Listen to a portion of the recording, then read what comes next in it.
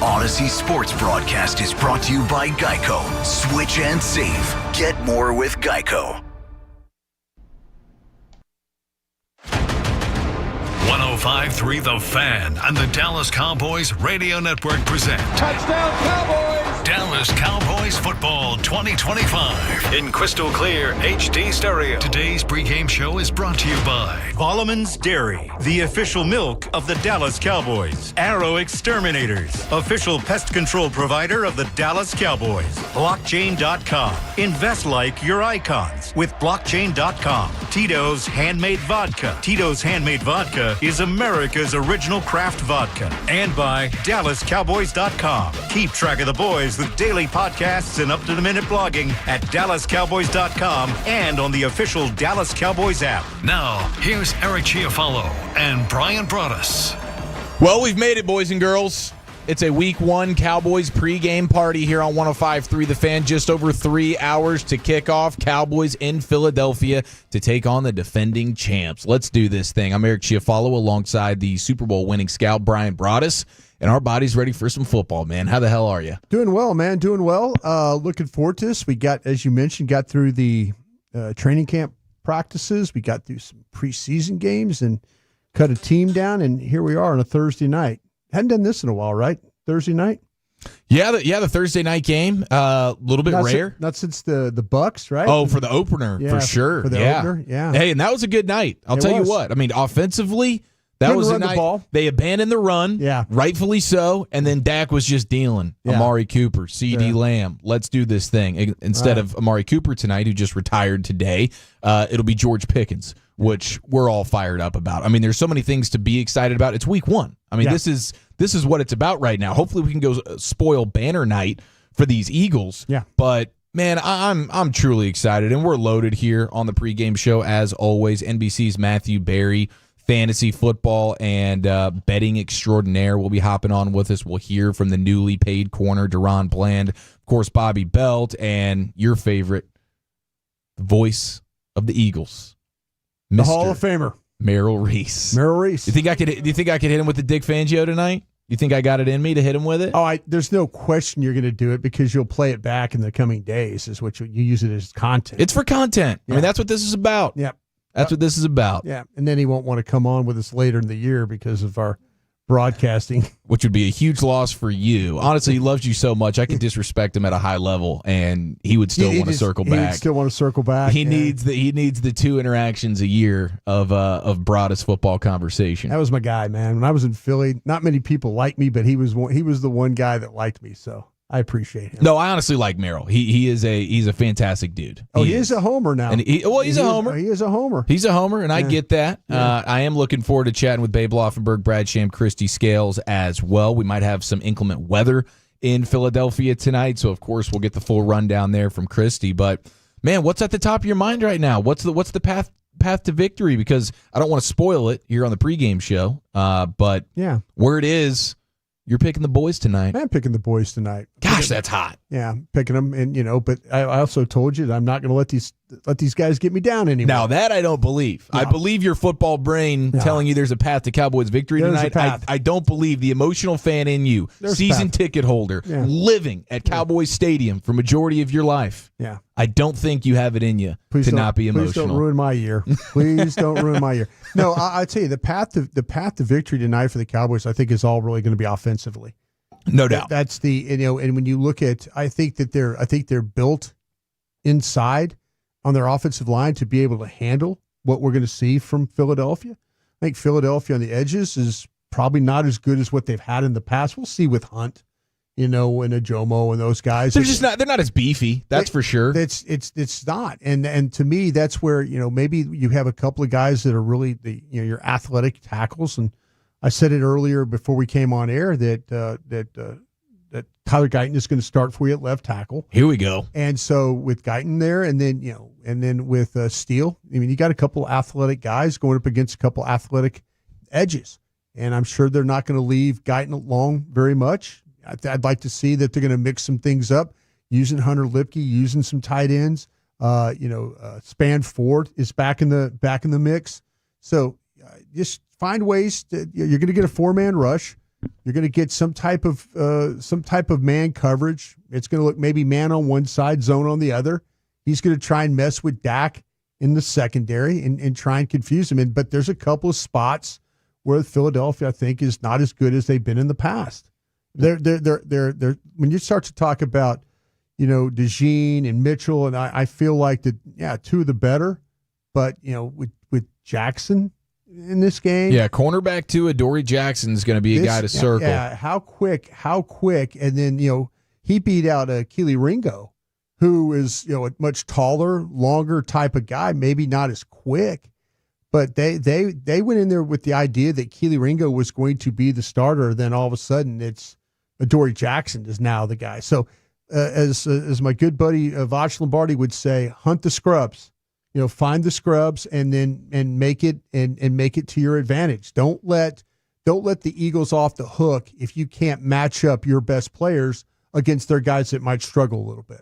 Yeah, and that's one of the things I'm most interested in seeing. I mean, the offense in general tonight, of course, but the way Schottenheimer and company go about attacking the Fangio defense here and creating mismatches offensively will be very exciting if he can pull that off. The route concepts, the formations. I mean, I'm excited because when he laid out his vision, he's talking about tighter splits, the pre-snap motion, the at-the-snap motion, the shifts, all those things to help present an advantage for you offensively. And I can't wait to see, especially with some of the ingredients that he has. Lamb and Pickens right there, boom. And then you just paid Ferguson. He's healthy now. You sprinkle Turpin. in some Turpin with that explosiveness.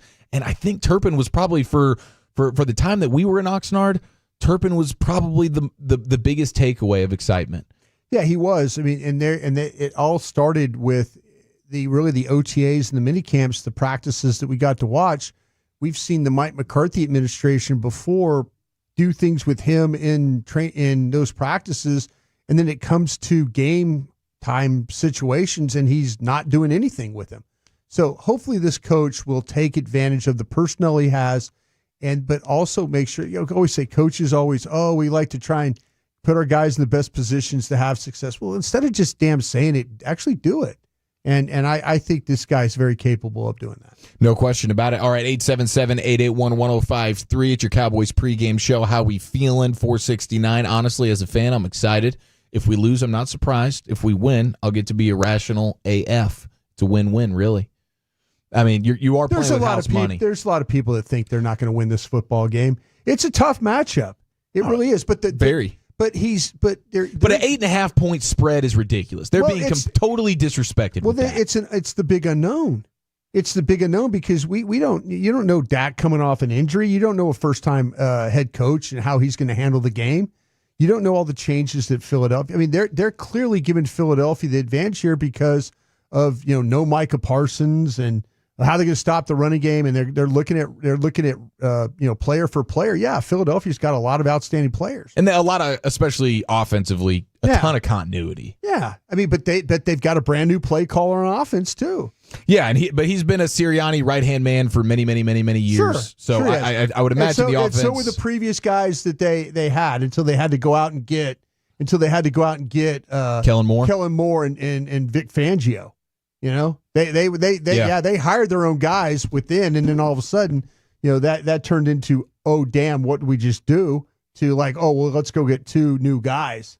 So there are things about Philadelphia. Yeah, they're the defending Super Bowl champs, and until otherwise, yeah, you got to respect all that. But like I say, it's opening game. You just do not know how teams are going to show up and play opening day. You just don't know. Do you buy into the Schottenheimer, like playing vanilla and trying to catch them off guard? The element of surprise. You said it earlier.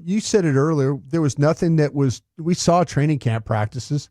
They were trying to do some things. In the practices, no doubt. They were absolutely trying to work on things. But in terms of an advantage versus the Eagles, because my big question, we'll ask Merrill about this, but what has Fangio done to prepare for this Cowboys offense? Yeah. Because it's that you don't just throw on the game tape of last year. The Cowboys do have that ability to scout out the Eagles, personnel, offense for the most part, but trying to scout out this Cowboys offense, hodgepodge of a coaching staff. And yeah, you got to, okay, now do you draw stuff from the Arizona Cardinals? Do you draw stuff think you from have to. Kansas State? Do you draw stuff from Oregon where a receivers coach was? Yeah, I mean, there are so many things that if you were preparing for Brian Schottenheimer that you would absolutely have to be ready for that, because he could solicit opinions like, okay, what about this red zone offense? Okay, hey, we did this at Kansas State. Okay, cool. I like this idea. Hey, what about some third down package stuff? Oh, this is what we did at Oregon, or this is what we did at Arizona. You know, or hey, this is what we were really good with the Cowboys last year on third down. You know, that's the beauty of this. You play a coordinator or you play a head coach who's now a play caller who hadn't called plays in 4, 5, 6 years. That could be a daunting task. What do you like today? And I'll get to Tolo's thoughts on this as well. 877-881-1053. What do you like for the game mantra? Because I was going with this is a shock the world game. Oh, shock the world? Little shock the world game. I mean, you're the biggest dog of the week. Yeah. Everybody's counting you out. You just traded Micah Parsons. Everybody was essing all over the Schottenheimer hire. Sure. This is the defending champs. This is supposed to be a cakewalk for them. This is a shock the world game. Yeah, the shock the world game. I like that. This to me also, Schottenheimer's theme throughout has been about going out there just having fun and playing football. You know, that is this a let's have fun and play together game? Well, it's kind of I don't know if it's I like to shock. Hell no, it's not. I like to shock the world game better though. I was gonna say S on the banner game. You know, I kind of like an S on the banner game as well. Sure. Where Nick Sirianni's acting like he didn't know tonight was banner dropping night. Yeah, that's just lying through. That's the first lie of the evening is what that was. Yeah. Yeah, no doubt. Yeah. All right, let's look at this defense a little bit, man. What's the path to victory there? Obviously going to be new look. You got Eberflus in the building now. Yeah. So that's the first game with him coordinating the defense. Bye-bye Micah Parsons. Insert Kenny Clark. What do you like? Yeah, what you're going to have to do, though, you're going to have to find a way to make up for the pressures. You know, you're going to have to find a way. It's like 24% of your pressures last year came from one guy. So you got to find a way to make that up, whether it's Sam Williams. I'll tell you kind of a dark horse guy to keep an eye on that might play really, really well for you. Yes. That had I thought a good training camp was Marshawn Nealon.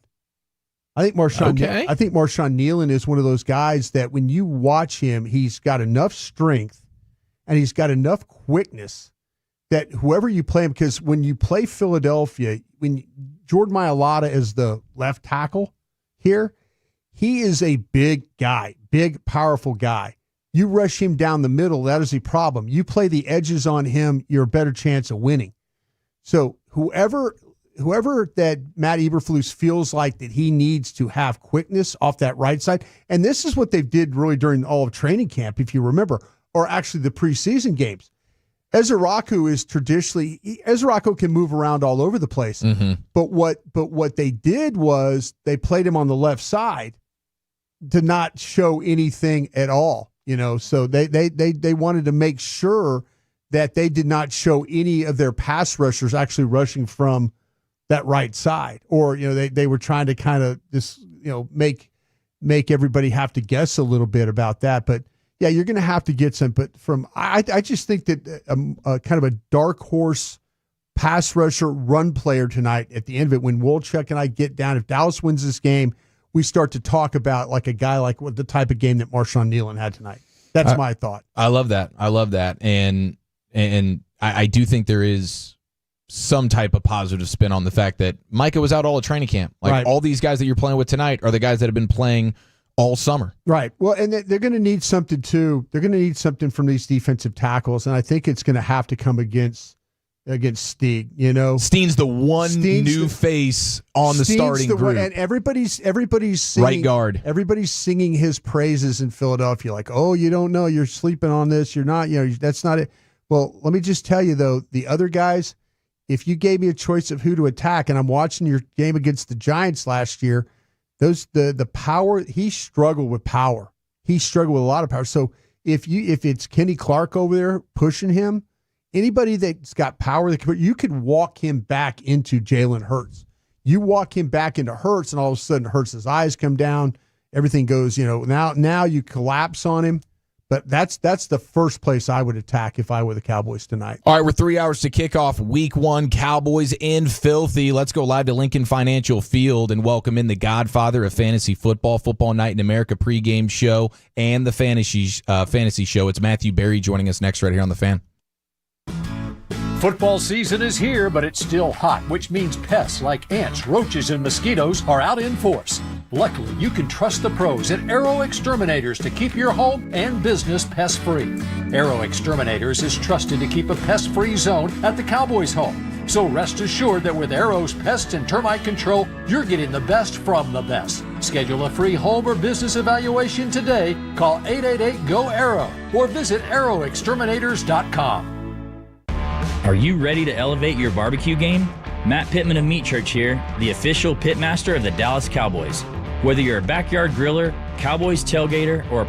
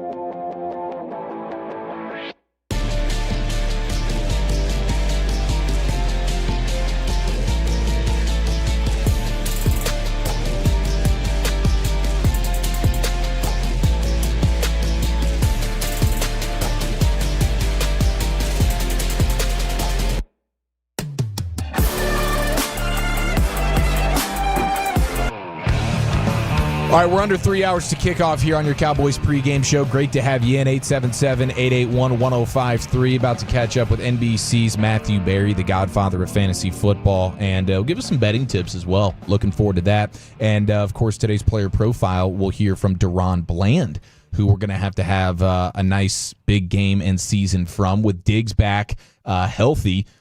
That bodes well for maybe getting Bland a little bit more inside and playing some nickel stuff. I know he doesn't love to do that, but now that he got paid. They have no choice. They have no choice, right? They have absolutely no choice tonight, and they need to find a way you got to give a tip of the cap to Diggs for getting back in the lineup as quick as he did. A lot of talk about that, whether him being here or not. But, yeah, the idea is to go win games, and what's the best way to defend this Philadelphia Eagles offense is having your best players out there. And if Diggs is out there playing and Bland's out there playing, if Bland has to play inside, so be it. You got guys you got to cover, and you got to play the best of your ability. And you're absolutely right. You just got signed to a contract extension. Go out there, and team has a lot of faith in you. The coaching staff has a lot of faith in you. You got to go out there and make plays. Yeah, losing Jordan Lewis this offseason was definitely a blow. But credit to Trayvon Diggs. I know he's taken a lot of flack over the last 6 months for the way from a lot of us. Yeah, I mean myself, inside and outside the organization. Absolutely, right? I mean, even the Joneses. Jerry was not mincing words when talking about him and the way at all. He's attacked some previous rehabs, but certainly from this one coming back from the microfracture. He's coming back much sooner than anybody anticipated. I would have thought October at the earliest. But the fact that he's going to be ready to go for tonight gives Eberflus some more flexibility. And I guess we'll find out. We'll try and ask Christy, like, what's the plan for Diggs? Is he just full go? He's going to be out there the whole time, or will it be situational? But anytime Diggs is on the field, I want Diggs on a boundary, Elam on a boundary, and then Bland in the nickel. Yeah. Because especially if it's inclement weather, but even if it wasn't, the way Jalen Hurts and Saquon Barkley want to run the football. You got to have guys that are willing tacklers there that are down to be physical. And Bland showed his rookie year in the nickel. He's ready to be a dog. Yeah, you're absolutely right about that. I think too, where you need to be able to have some positive things, though, is like last year with Diggs in that game, that was played here in AT&T down in the red zone. Jalen Hurts had an interception that Diggs was able to undercut a route and get, pick off there in the end zone. So if Jalen Hurts is going to make mistakes with the football and try and just to fit it into spots, and you got a couple guys like Bland and Diggs on the field that are really good at defending passes, and we saw a little bit in training camp with Elam. There was I know I watched like 8 practices, and Elam had 3 interceptions, and 2 of them were off Dak Prescott. So he showed some ball skills as well in those practices. All right, 877-881-1053. I do want to crown a Meat Church menu of the night. I would like to do this every single week here on the Cowboys pregame show. Meat Church menu of the night. Text in what you have on deck, what's your week 1 Cowboys-Eagles game day spread look like, and then by the end of the segment, we can go ahead and crown a champ. I like the sound of that. Mm-hmm. Hey, friendly reminder, the creators of Buffalo bring you NFL casino games. Kick off with America's team on and off the reels with Cowboys-themed casino games developed by Aristocrat, a proud sponsor of the Dallas Cowboys. Do you have a gambling problem? Please contact 1-800-GAMBLER for 21 and over. All right, now, the other question, too, is, if you're the Eagles, how much are you trying to test Diggs immediately? Now, I'm assuming, Eberflus generally, he wants to go cover two deep. He's not going to let anything get behind him. Probably going to give Diggs some help. But when you see Diggs out there, probably going to want to go deep with A.J. Brown to Trayvon Diggs, but we'll go ahead and we'll pick that conversation up here in a little bit, because right now we go live to Lincoln Financial Field and welcome in the godfather of fantasy football night in America pregame show, NBC's Matthew Berry, with us here on The Fan. Matthew, happy game day, man. How the heck are you? We're back, baby. We're so back. It's so great. It is, man. It is. I'm fired up. Cannot wait for this game. Cannot wait for this season. I'm curious how you feel about the spread of this game tonight. Cowboys being a huge dog, seeing it at like 8.5. Yeah, I know this is the Dallas radio market, so I feel bad to say this, but I think it's an accurate line. I'm picking the Eagles. I'm picking the Eagles to cover here. I'm just concerned about this defense, and I'm concerned about Dallas being candidly too one-dimensional. I'm not convinced they're going to be able to run the ball. I think Dak has a great year. I think the passing attack will be good, but Eagles defense really strong, and I'm nervous about the Cowboys defense. Losing Micah isn't going to help, obviously. Matthew, you're in a situation where you're picking the Eagles tonight, and understandably, a lot of people are, though. But do you have any concerns about who they've lost on defense, and with the edges, and then what they got at corner with Jackson starting and this safety, a new starter at safety? It doesn't appear it's the same defense.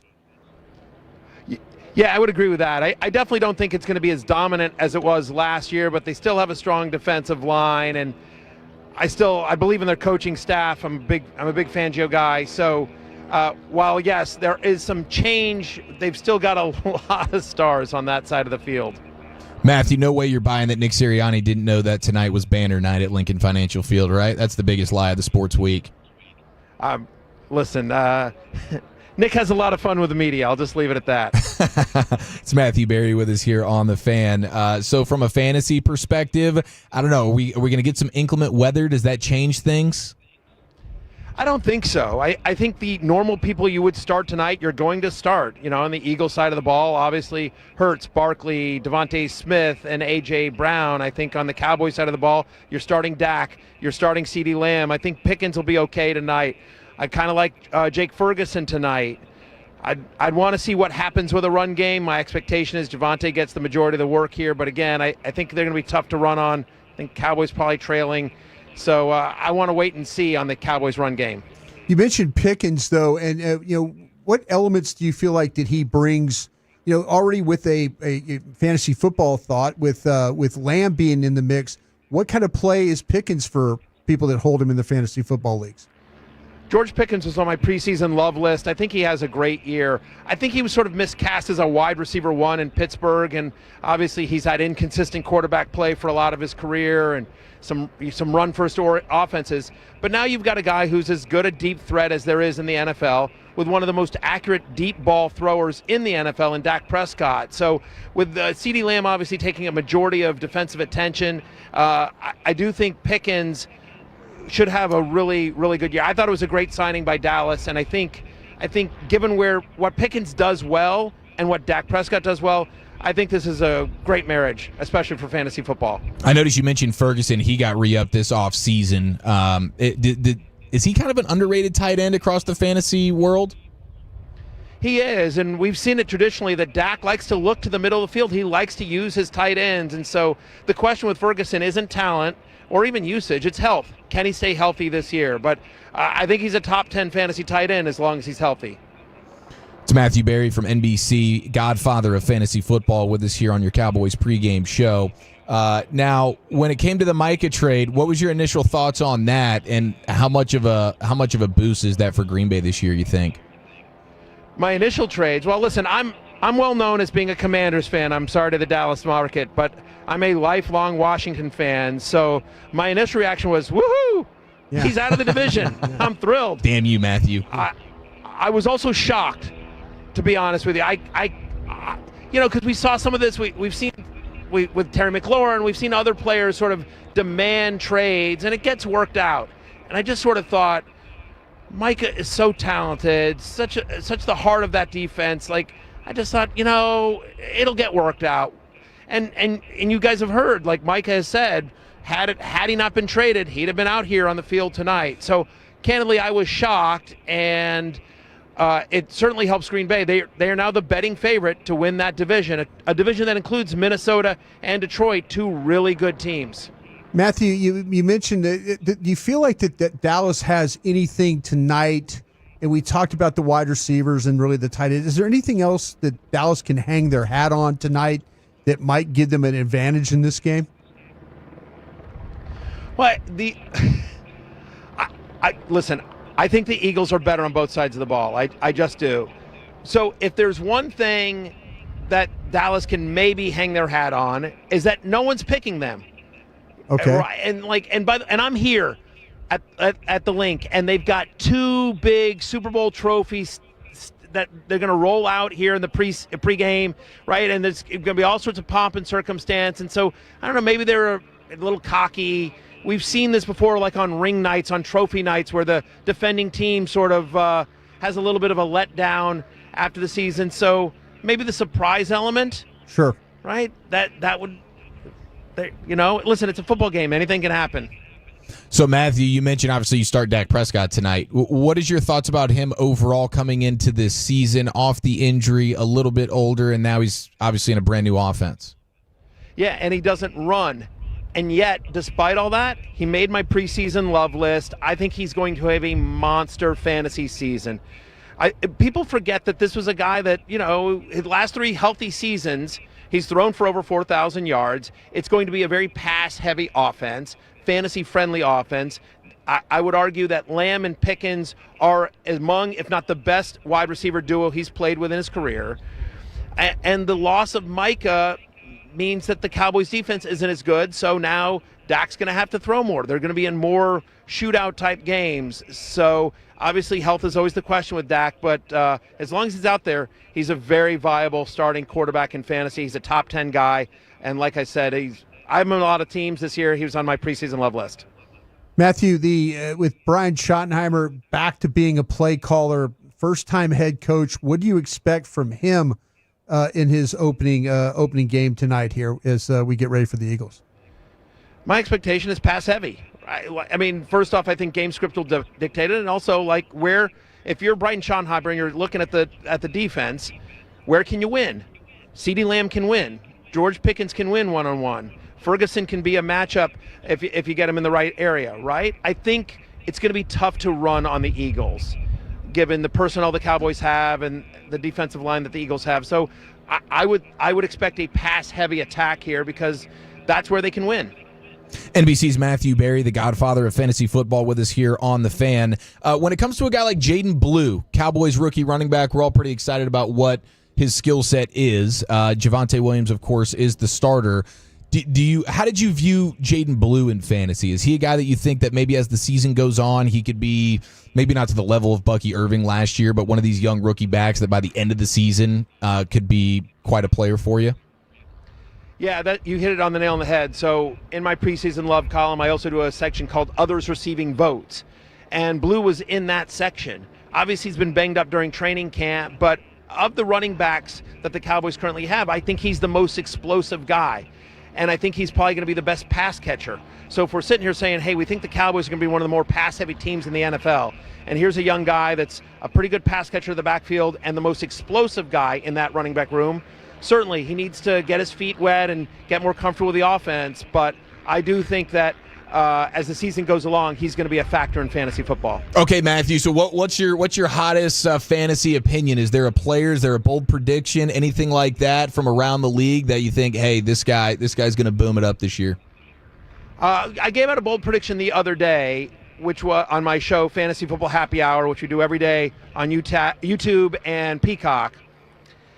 And that is that Nico Collins finishes as the number 1 wide receiver in fantasy football. He's never been higher than 7 on a points-per-game basis. He's struggled with help the last 2 years, but we've already seen Christian Kirk banged up. The Texans want to throw more this year than they do. New offensive coordinator with Houston. I think C.J. Stroud will be better this year as well. The thing I like about Houston is they manufacture touches for Nico, bubble screens, quick slants, that kind of stuff. They figure out ways to get him the ball. And so the target competition after the currently injured Christian Kirk is 2 rookies. So Nico Collins, who's been like a top 3 guy in terms of fantasy points per target over the last 2 years, just needs to stay on the field. He's an elite wide receiver. He's in the same class as Justin Jefferson, as CeeDee Lamb, as Jamar Chase, as the elite guys in the NFL. He's just not discussed that way, and I think this year he will be. Matthew, what's your betting lock of the night for tonight's game? I like A.J. Brown over on the receiving yards. I like Saquon Barkley under 19.5 rushing attempts as well. So I like A.J. Brown over 70.5. I love it. Yeah. Beautiful. All right, there he is, NBC's Matthew Berry, the godfather of fantasy football. Matthew, we really appreciate the time, man. This has been a real treat. Enjoy the game and enjoy the season. Sounds good, guys. Enjoy the season. Thank you. Thank you very much. All right, there it is. A dose of humble pie there from old Matthew Berry, the Commanders fan, who is just riding bald eagles into the heavens right now. He was very no-brainer that they cover the 8.5. I can't wait to tweet Matthew Berry after tonight's game when the Cowboys lose by less than 8.5. He might be right. How about that for a hot take? He might be right, but he's still a bleep hole though, right? Yeah, I mean, absolutely. Come on now. We'll get in trouble now. We're just kidding, folks. Give us a little cowboy homerific situation, right? Just with one of your responses. Commanders fan Matthew Berry. Pretty honest there. He basically said Dallas should not show up tonight. Is what he did. I hope this is like the Commanders play-by-play guy from last year. Oh, remember the Cowboys were the get right game? Yeah, the get right game. And then Kevontae Turpin went berserk and the Cowboys found a way. Yeah. Gosh, that would be phenomenal. What are we doing tonight? This is the S on the Banner night, or is this the show, the Shock the World game? Shock the World game. You like that? Shock the World game, yeah. All right, we'll get the Meat Church menu of the night. Plenty of text to read from that standpoint. So we'll go ahead and crown the Meat Church menu of the night champion coming up next, as well as hear from Deron Bland. And we go live to Filthy inside the Star with our Cowboys insider Bobby Belt. Under 3 hours to kick off next year on The Fan. How's it going? You see that Cowboys game? Oh, I watched. Been seeing some good things. Totally. They have some talent. Yup, some great talent. And they got some fight. Hoping this is the year. Me too. Oh, I'm Cody, by the way. I'm Travis. Nice to meet you, Travis. Go Cowboys. Go Cowboys! Make a new friend based solely on their shirt choice. What would you...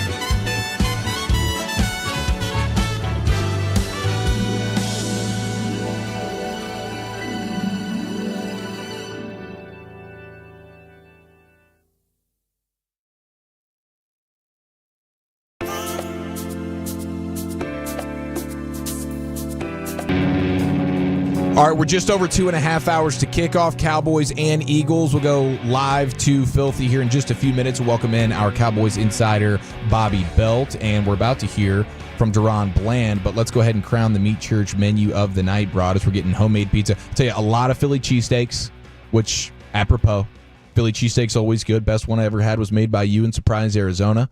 Team dinner. Yeah. Broaddus tearing it up on the grill. Got to make sure you have the ribeyes, though. Yeah, the ribeye's important there. Yeah.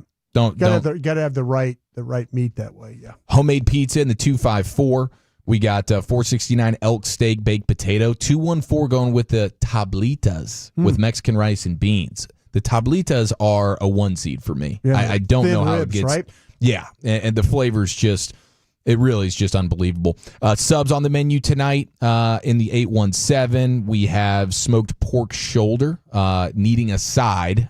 So what's a good side for a pork shoulder? What would you say? Coleslaw. Yeah. Okay. Go for the homemade coleslaw. All right. Getting a lot of chicken wings as well. But what say you? I'm going to go with the tablitas, man. I mean, I think that's just a total heady play. Yeah, that is, especially grilled the way they are, man. And I love the like I say with the part of it too, with the way on the bone part, you just take that bone out of it, and it makes for just a great bite. How about this? $4.69. I used to do brisket every opening day, but since it hasn't been working out, rolling with the whole turkey breast and a whole duck, smoked to perfection, and armadillo eggs with chicken marinated in ranch.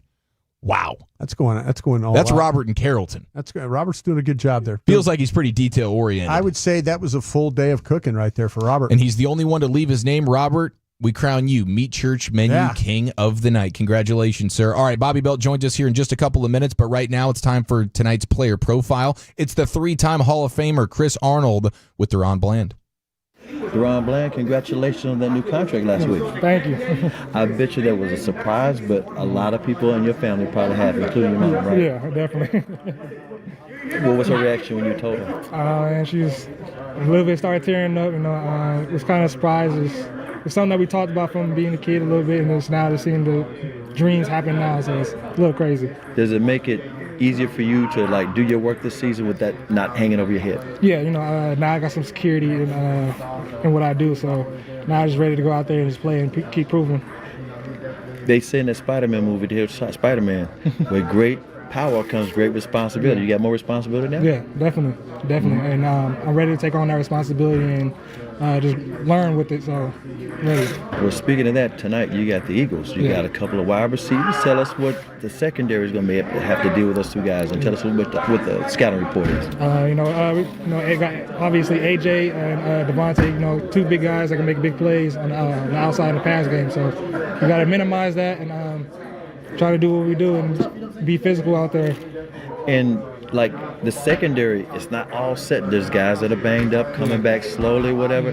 How does that define your role, or do you not really have a role? You just got to go where you need to be. I just got to go where I need to be. Right now it's kind of like we're all taking it all on one effort. As a brotherhood, just trying to keep everybody together because we never know what will happen out there.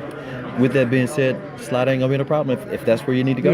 Yeah, no, there's no problem. Whatever the team needs, I'm there to do it. Let me remind everybody, in 2023, when you were fully healthy, 9 picks, 5 of them pick sixes, set an NFL record.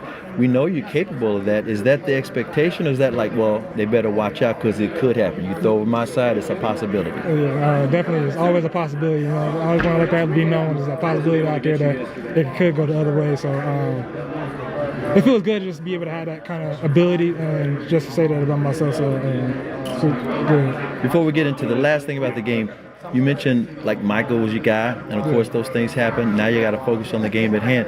You guys came in about the same time. He's a good friend of yours, right? Yeah, he texts me when I had my kids, so he's always a brother to me. So always wishing him the best of luck, and I'm always gonna ride for him wherever he's at. So. And finally, Thursday Night Football, starting the season off. They're trying to get their rings. What's y'all's mental approach of all the hoopla about the Eagles, and you're on their turf, but it's a big night for them. You got to break that stuff up. Yeah, especially if you want to. A lot of people don't know. Think what we're going to do this year. Think we're going to do a lot less and not be as good. So just wait till the lights come on. We're going to show you. All right. Good luck tonight. Thank you. Deron Bland. All right, thank you, CA. Thank you, Deron Bland. And Tolos, whether you're a backyard griller, Cowboys tailgater, or Pitmaster Pro, Meat Church has everything you need. Visit meatchurch.com, your ultimate destination for the finest rubs, seasonings, and barbecue supplies. Matt Pittman and Meat Church, the official pitmaster of the Dallas Cowboys. And now it's time to go inside the star with our Cowboys insider, Bobby Belt, live in Filthy. Bob, how we doing? Wonderful. How are you? We're good, man. We're good. We cannot wait for kickoff. This is very exciting. What is at the top of your mind right here? Path to victory. Broaddus has got a little Cowboys confidence flowing right now. You got Guyton playing. You got Diggs playing. What are you feeling? Yeah, I mean, top of mind for me right now is just keeping an eye on the radar and seeing how quickly this rain gets here and how much of it comes down. And if we get a weather delay like we did in Pittsburgh last year. That's one of the things that I'll be interested to see, and how that impacts the game and the type of game that the Cowboys are going to have to play. That's a big part of it for me. I do think that I know there's been a lot of talk about this offseason from Brian Schottenheimer talking about, hey, we want to run the ball and we want to instill toughness and we want to do these things. I don't know that I want to lean into a game if I can avoid it where I just say, hey, let's play to the strength that the Eagles have. Let's run the ball. Let's turn this into a ground game. And I think the best way to do that is to just try to push the ball downfield a little bit early, take advantage of some of your personnel that you've got on offense, and let it fly. But I obviously know the weather is going to be a big dictator of that. Bobby, just hearing that Guyton's going to get to start, and maybe, I don't know, maybe you've heard the same thing, but where do you feel? Where did you fall on the Nate Thomas all of training camp, or Guyton being, nicked up, not practicing? Where did you fall on that side? So I totally understand the thought process of Nate Thomas has gotten these reps. Let's just go ahead and roll with the guy who's gotten some reps and let him get some practice in for Tyler Guyton, especially coming off of a year where so much of what we talked about was confidence and the need for reps. I certainly understand that. I also, on the flip side of it, look at it and say that's a pretty big vote of confidence, too, from this team to potentially build up Tyler Guyton, is to tell him, hey, we trust you to go out there in a hostile environment against the world champions in, bad weather potentially, and expect that you're going to give us the best chance at left tackle.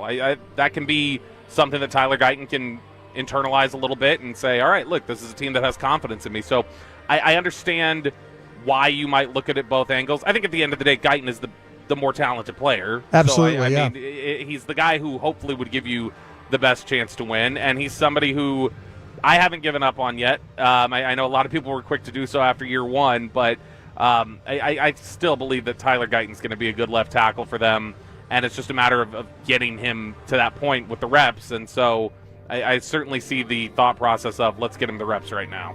Well, I was just curious because, listening to Brian Schottenheimer talk, he's not interested in, shuffling guys in and out on the offensive line. He's just not. So, but I'll ask you, though, if there is, a couple of rough series, would you think that they would look at Nate Thomas? The only way I could see them doing that is if for some reason they Chaz Green situation? A Chaz Green situation maybe, but even when that just they realize he's not as healthy as we thought. Sure. That would be the only thing, and especially when you're talking about coming back off of a knee with a slick surface, if you start feeling like we don't know about the stability here or where he's at, they may at that point just pull the parachute. But I think they expect him to be able to go and handle the workload. It's our Cowboys insider Bobby Belt live in Philadelphia with us here on The Fan. What do you think the plan is in the secondary tonight for the Cowboys? Diggs obviously now seemingly ready to go. Could we see Bland playing inside a little bit with Elam on the boundary? How does that look? Yeah, I think you're likely to see a lot of Bland in the nickel. The big question is just going to be how much work do they feel like Trayvon Diggs can handle? Because he's obviously coming back and just kind of getting baptism by fire here.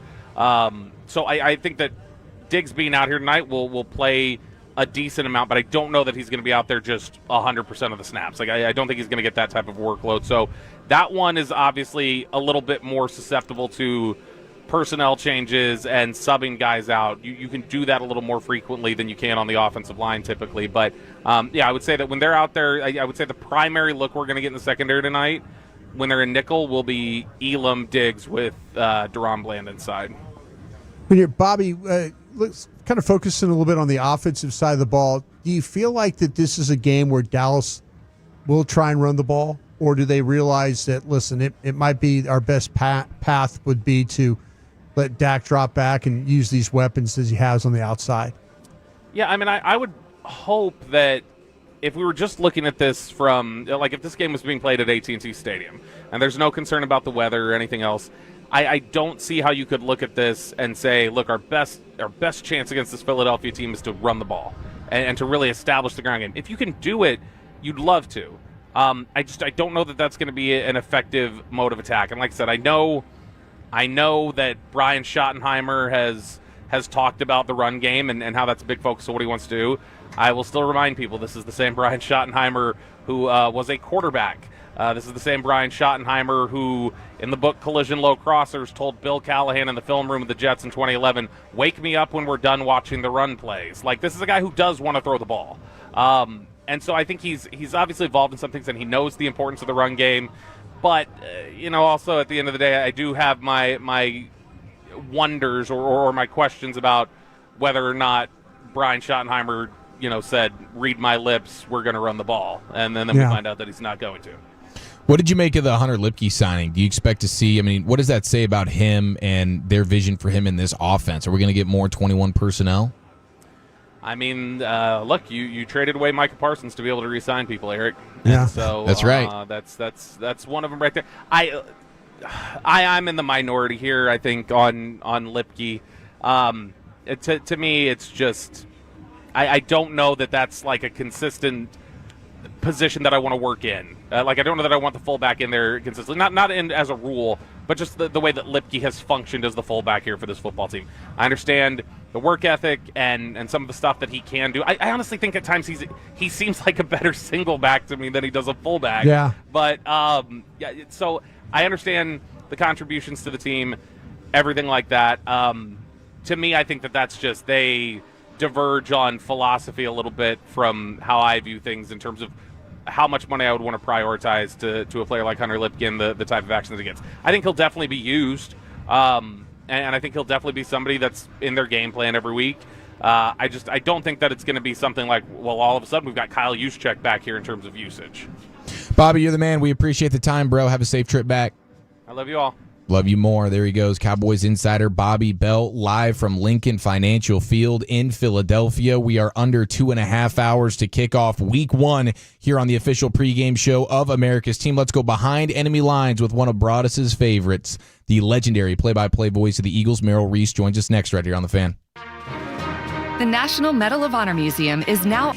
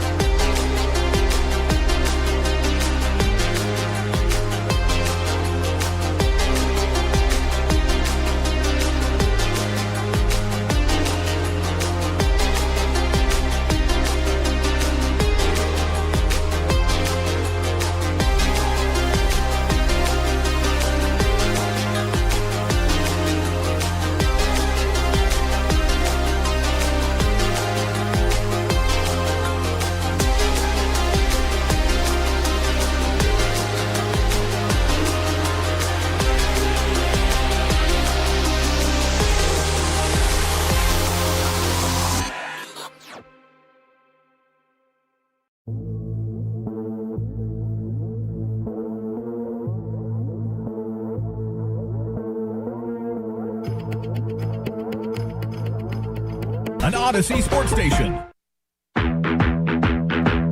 This is the Dallas Cowboys pregame show, brought to you by Bell Nunnally, behind every great company. Jack Link's Beef Jerky, feed your wild side. Volleman's Dairy, the official milk of the Dallas Cowboys. Tyson Foods, get your Tyson Cowboys Star Nuggets available now. And by DallasCowboys.com. Keep track of the boys with daily podcasts and up-to-the-minute blogging at DallasCowboys.com and on the official Dallas Cowboys app. Cowboys with the football outside the 35-yard line. They have to get across the 32. Rush puts Lipke in motion. Rush is in the gun. 3 receivers. Rush is back. Here comes the rush. He fires, and it's intercepted. It's intercepted. Running with the football is Gardner Johnson. He's at the 30, the 20, the 10. Touchdown! Eagles on a pick 6. All right, we're under 2 hours and 20 minutes to kick off week 1 here on the official pregame show of America's team. Let's go behind enemy lines with the legendary play-by-play voice and good friend of Brian Broaddus, Mr. Merrill Reese, joining us live here on The Fan. Merrill, happy game day. Happy new season to you. I'm a friend, not an enemy. The team may be your enemies, but you guys are my friends. Well, it's always good to hear from you, Merrill. Congratulations on another Super Bowl ring for you. What do? You just stock all these things away. Now you got to let some of us have a chance at one of these things. Well, 30 years ago, you guys were in the money. Yeah, that's true. 30 years. We were all young men then, Merrill. You know that, right? I know. Listen, I have 5 rings. I have 3 NFC championships. You do, and I have the 2 Super Bowls, of course. But the first one was 1980. Yeah, that's right. That championship, Dick Vermeil. Yeah, Dick Vermeil. They lost to the Raiders. Yeah, lost to the Raiders. But the thing is, you beat the Cowboys that day on a frigid day at the Vet, right? Oh my goodness, January 11th, 1981. Yeah, frigid day. Well, what do you think about this football team you currently are covering, Merrill? What do you think? Are they a team that I know they lost some people along the way, but are they still that team that can get the job done? On paper, I think they entered tonight as the best team in the National Football League, but you guys know as well as anybody that the NFL is a war of attrition. And if you're 14-3 and you lose the wrong 3 people at the wrong time, you could become a 9-8 or 8-9 team. You just don't know. But going into the season, they're very, very good. It doesn't look like the coaching staff or the players is going to be watching the banner drop tonight, but you going to have eyes on that thing? I will, absolutely. But I don't blame Nick Sirianni because they've had plenty of opportunities to celebrate. They had the big parade down the Parkway and down Broad Street, and the ceremony at the Art Museum, and then they had the ring ceremony about a month ago. Right now it's time for business, and he'd rather sequester them in the locker room and have them concentrate on what they have to do in 10 minutes hence. Hey, Merrill, Kellen Moore, who we're all very familiar with, gets an opportunity to be the head coach with the Saints. Talk about how do you replace a guy like a Kellen Moore, who seemed to have a really good idea of what Nick Sirianni wanted to do, running the football, game planning, those types of things. Yeah, that's true, but you've replaced him with a guy named Kevin Patullo, who has been the passing game coordinator since Nick arrived. So, and he's on the same page with Jalen Hurts. So I will take nothing away from Kellen Moore and what he accomplished. He did a great job, but I think that the right man is replacing him. Happy 83rd birthday, by the way, Merrill. What a way to celebrate with a brand new season. Oh, my secret is over. I was telling people it was 53. Well, happy birthday, man. It's a pleasure to have you on with us here. Thank you. It's nice to be with you. Yeah, absolutely. Behind enemy lines with the play-by-play voice of the Eagles, Merrill Reese, right now on The Fan. Okay, so how about when you look at this Dick Fangio defense? A lot of new faces, Merrill. Are there some holes? We'll find out. The only 2 areas of question mark are the other corner from Quinyon Mitchell, because Darius Slay is gone, and you have Reed Blankenship at one safety, and we haven't been told who the other starting safety is yet. I think it will be Sidney Brown, and I think Adoree Jackson will be the other corner, but those were the only question marks. I mean, the the number 1 draft choice, Jihad Campbell, moved right into the inside linebacker spot. He's great. Yeah. And behind him is young Trotter. I mean, Jeremiah Jr., and he could start for a lot of teams. He's very good. What did you learn about the way Dick Fangio was able to prepare for this Cowboys offense? Because new coaching staff, they didn't show much in the preseason. How do you prepare for an offense like the Cowboys right now? I think Vic prepares for everything. He's seen everything. He's known everything. He looks at the capabilities of the people on the roster. He's as good as it gets. I've been around 3 great defensive coordinators in my tenure, and Jeff Fisher was a great one many, many years ago. Jim Johnson was a great defensive coordinator, and Vic is right there. He's a great one. And Merrill, with the defense though that he's coordinating right now, though you mentioned some of the changes in the secondary, or potential changes in the secondary, but it's really about that defensive line, isn't it? For that Eagle bunch. Well, that's where it starts, and they are very, very good. Jalen Carter is a house wrecker. I mean, he can just tear you apart. Someone said, don't poke the bear, because when he's angry, he'll come in and destroy things. He's great. And Jordan Davis is 30 pounds lighter and should have more of a presence in the quarterback's face. Mora Ajomo, number 97. Look out for him. Sure. Because he did some big things last year, and he's very, very good. So I think they'll be fine. I really do. Yeah, I've been reading about this Ajomo fella. Everybody seems to be pretty excited about him having a potential breakout year. Is he the guy that sort of directly replaces Milton Williams on that D-line? Yes, it would be Mora Ajomo. He was a great student, graduated a year early from the University of Texas. Mm-hmm. Hey, Merrill, you mentioned about the safety play and stuff like that, though, and I just absolutely loved Akuba. You know, when he was at Texas, and I said, man, I hope the Cowboys draft him and all that. How has he fit in though there? I mean, just such a ball hawk of a player, and just loves being around at tackles, those kinds of things. Has he just shown all those things in the practices and games that you got to see him play? Brian, he showed it in one game where he had an interception, a pick six, right, and he had a forced fumble which he recovered. So he did that in one game. Other than that, we haven't seen a whole lot. Sure. Because he missed the beginning of the summer with a hamstring, and then after that game he had another hamstring. Oh, geez. So he's had very little time on the practice field. You mentioned the rookie Jihad Campbell at linebacker. How do you expect them to use him? Are they going to be blitzing this guy and using him like kind of Swiss Army style? I don't know, because you're not seeing anything in practice, and it was very vanilla in the preseason games, but you could tell he was a great athlete. I would think that they start him more in a basic formation and have him play inside linebacker, and as the season goes on, they will expand his repertoire. And you mentioned Trotter, and I just the great pleasure of drafting his dad there in Philadelphia. Though, how is that all? Do you get to see his dad much, Merrill? Is his dad I do. Hanging around, and how's that relationship you have with him? Oh, he's a great guy. We were both honored the same night in 2016. And put into the Eagles Hall of Fame. There you go. So we were classmates in that. But Trotter's a great guy, and his son is a great young man. But Trot comes around. He's been at training camp here and there, but he doesn't interfere with anything. No. He stands back and lets his son learn the game on his own. I'm sure he has some advice for him, but he's a good dad. He has another kid who's at West Virginia, and he has another one who's at their high school, which is St. Joseph Prep, and he's supposed to be a great player too. Well, I give Mr. Lurie a lot of credit. He's the one that let us draft him because he had some of the knee issues that we were having to deal with. But Mr. Lurie said, if we think enough of this guy, let's take this guy. So I give him a lot of credit for that pick right there. Well, he's a great owner. Yeah. And the coaches, Bill Davis was the defensive coordinator years ago, and I got very friendly with Billy. And when he left, he said to me, if I ever get a chance to be a head coach, I want an owner like Jeffrey, because all he says is yes.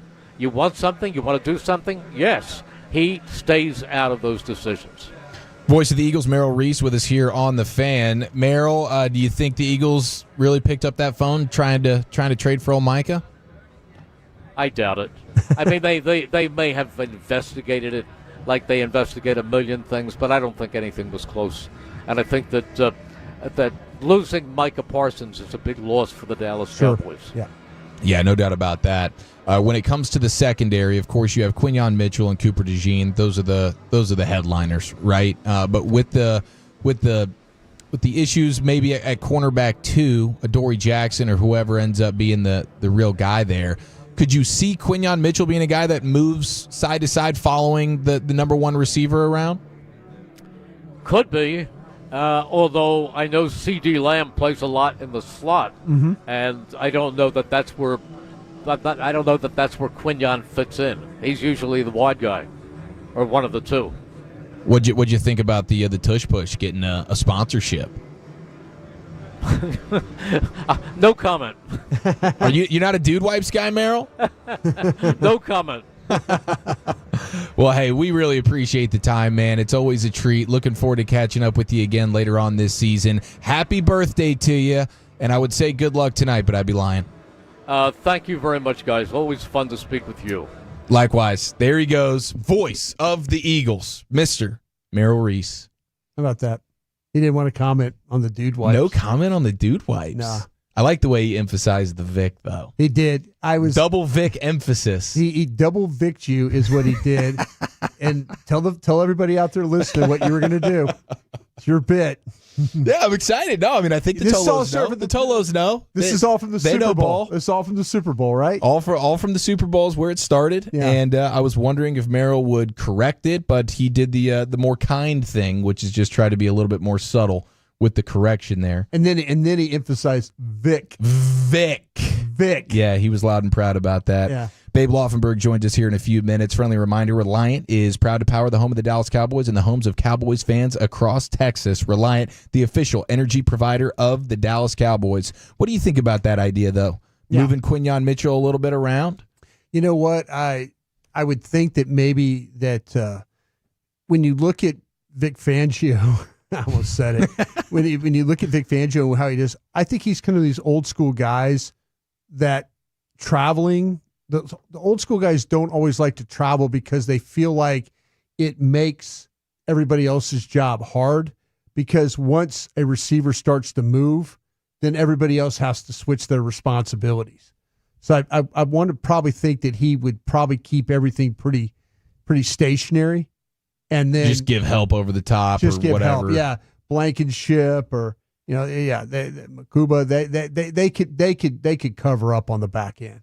What do you think about, because with DeJean in the slot, would that prevent you from wanting to do the CeeDee Lamb slot stuff? See, this is where I think I would do. I think I would take Turpin. I think I'd take Turpin and put him in the slot, and then that way take DeJean out of the game is what I would do. Okay, take one of their best cover guys out of the game and just have Turpin run routes and just kind of keep him away from anything, and then let Lamb and Pickens work the other two corners. And then, like I say, find the scrub, find the guy who you need to attack and just kind of play that game. But, that's the one thing, DeJean, he's not going to play a whole lot on the outside. So, that's kind of where I would do. I would take my not my best guy, but I put my third guy in the slot and then make them have to defend with one of their poor defenders against one of your better receivers. Are you as fired up as I am about the idea of just the way they're going to use Turpin in this offense? Not specific to tonight, but hopefully tonight, but just in general. I think in general, I'm absolutely fired up. And I don't mean to sound like Turpin's your third bet, because he's going to do some things, but I know that I can win with Lamb and with Pickens. So I'm trying to get them out there. I'm not interested in matching up one of my best receivers against one of their best corners. I'm not interested in that. I'm trying to find matchups that I can win, and make them have to play. So, but Turpin in the slot, he's still capable of beating DeJean. Him and Mitchell, there's some serious sticky coverage when those two, they're the real deal. They are real deal cornerbacks. But I don't think that Adoree Jackson or Keely Ringo are real deal quarterbacks right now, or cornerbacks right now. And the way you run the ball versus this team, I know we feel good about the interior of this Cowboys offensive line, but didn't you want to try and punish these smaller edge rushers? I want to try it. Yeah, I want to see how well these edges can hold up. Hunt and Smith, good players, very good players. But yeah, I think it's more about playing the edges than it is playing the inside game. All right, we're just over 2 hours to kick off Week 1. Cowboys in filthy. Let's go live to Lincoln Financial Field and have a football conversation with Babe Laufenberg next right here on The Fan.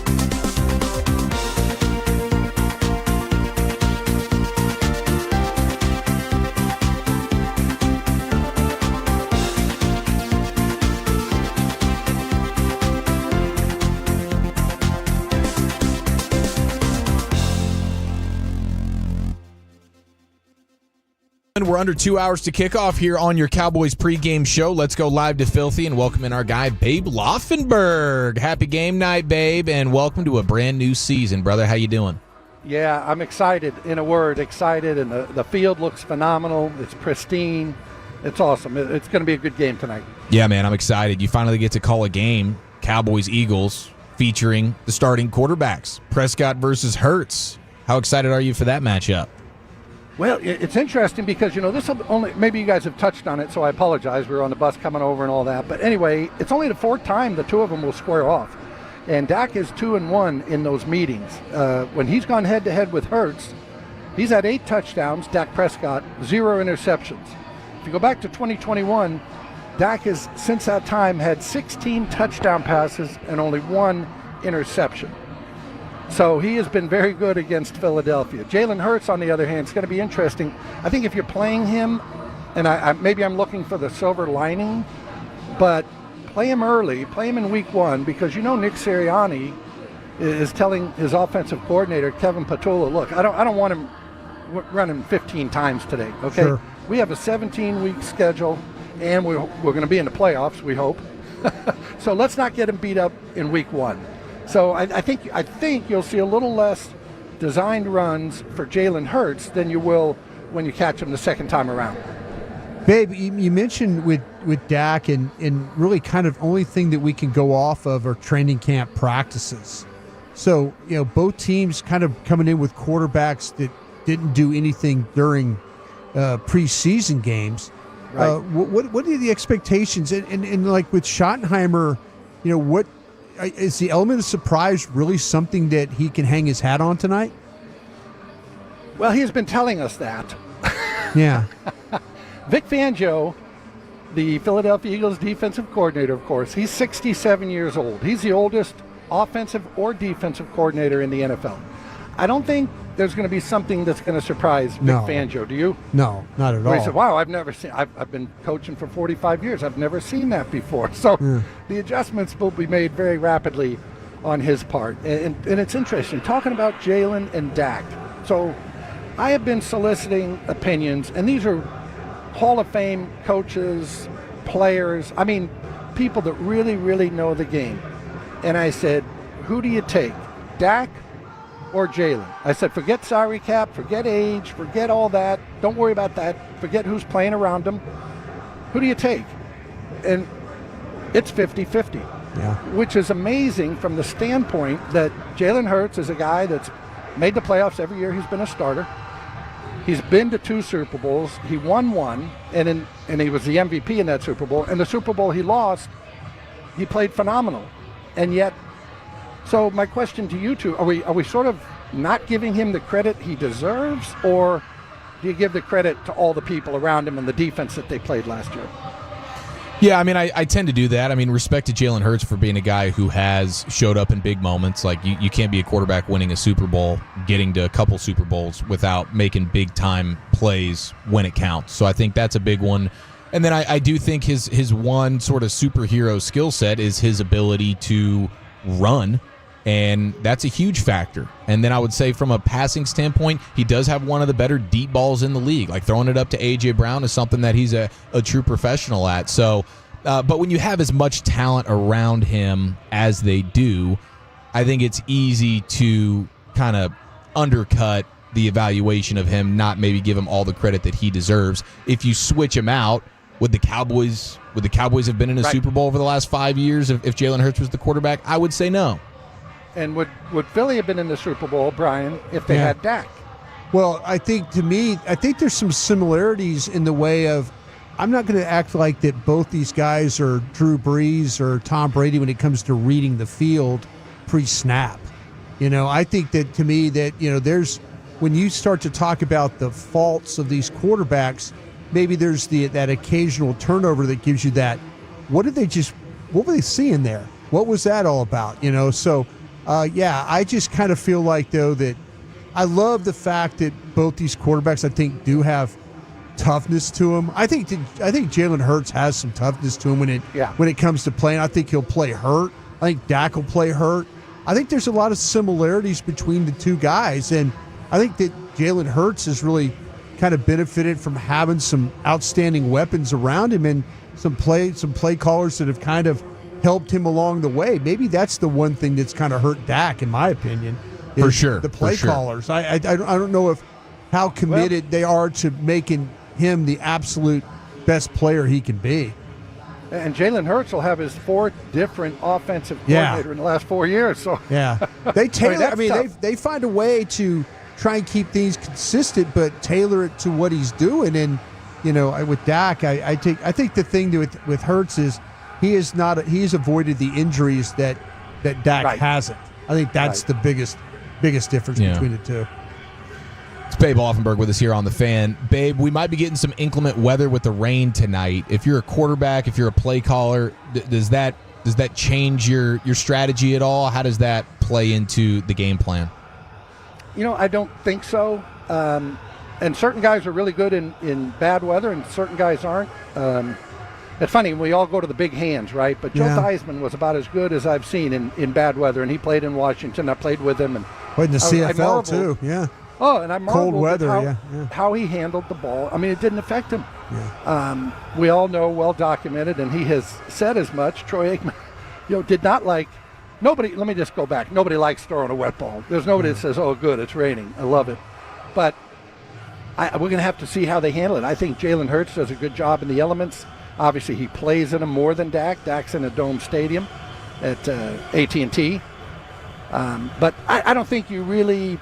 I mean, unless it's a downpour, I don't think it really is going to affect the play calling. And now they do such a good job keeping the balls dry and all that stuff. So it's not like high school where you had one football out there. By the fourth quarter, you were throwing a shot put. Hey, Babe, I kind of feel like Dallas has an advantage. And this is going to sound crazy. I think the inside 3 for the Cowboys are going to be able to handle the inside 3 for the Eagles. I think when you start to think about power on power, when you're like Cowboys offensive line, when you talk about Booker and Smith and Beebe, I kind of feel like this is a matchup that Dallas is not going to be a disadvantage at. Well, we're all waiting to see Booker, right? The rookie from Alabama, and everybody has high hopes, and he looked good in camp and all that. But as you know, here comes the game, and I mean, I think he's playing some huge games. I mean, this guy, he made a ton of starts for Alabama in big games, huge crowds, and championships on the line and stuff like that. I like not his. To be unkind, but Mozzie Smith played in some huge games at Michigan. Well, not as many games. I don't think he played as many games as this guy did in Alabama. Yeah, everything points to him being a good player, but it's his first NFL game, and honestly, the last thing I think as a offensive lineman you want to do is come against this Philadelphia front in your first game. We saw what they did to Kansas City in the Super Bowl, just destroyed them. And Tyler Guyton over there, you really want to get your confidence back against this group. So it's going to be an interesting challenge for this offensive line, for everybody really.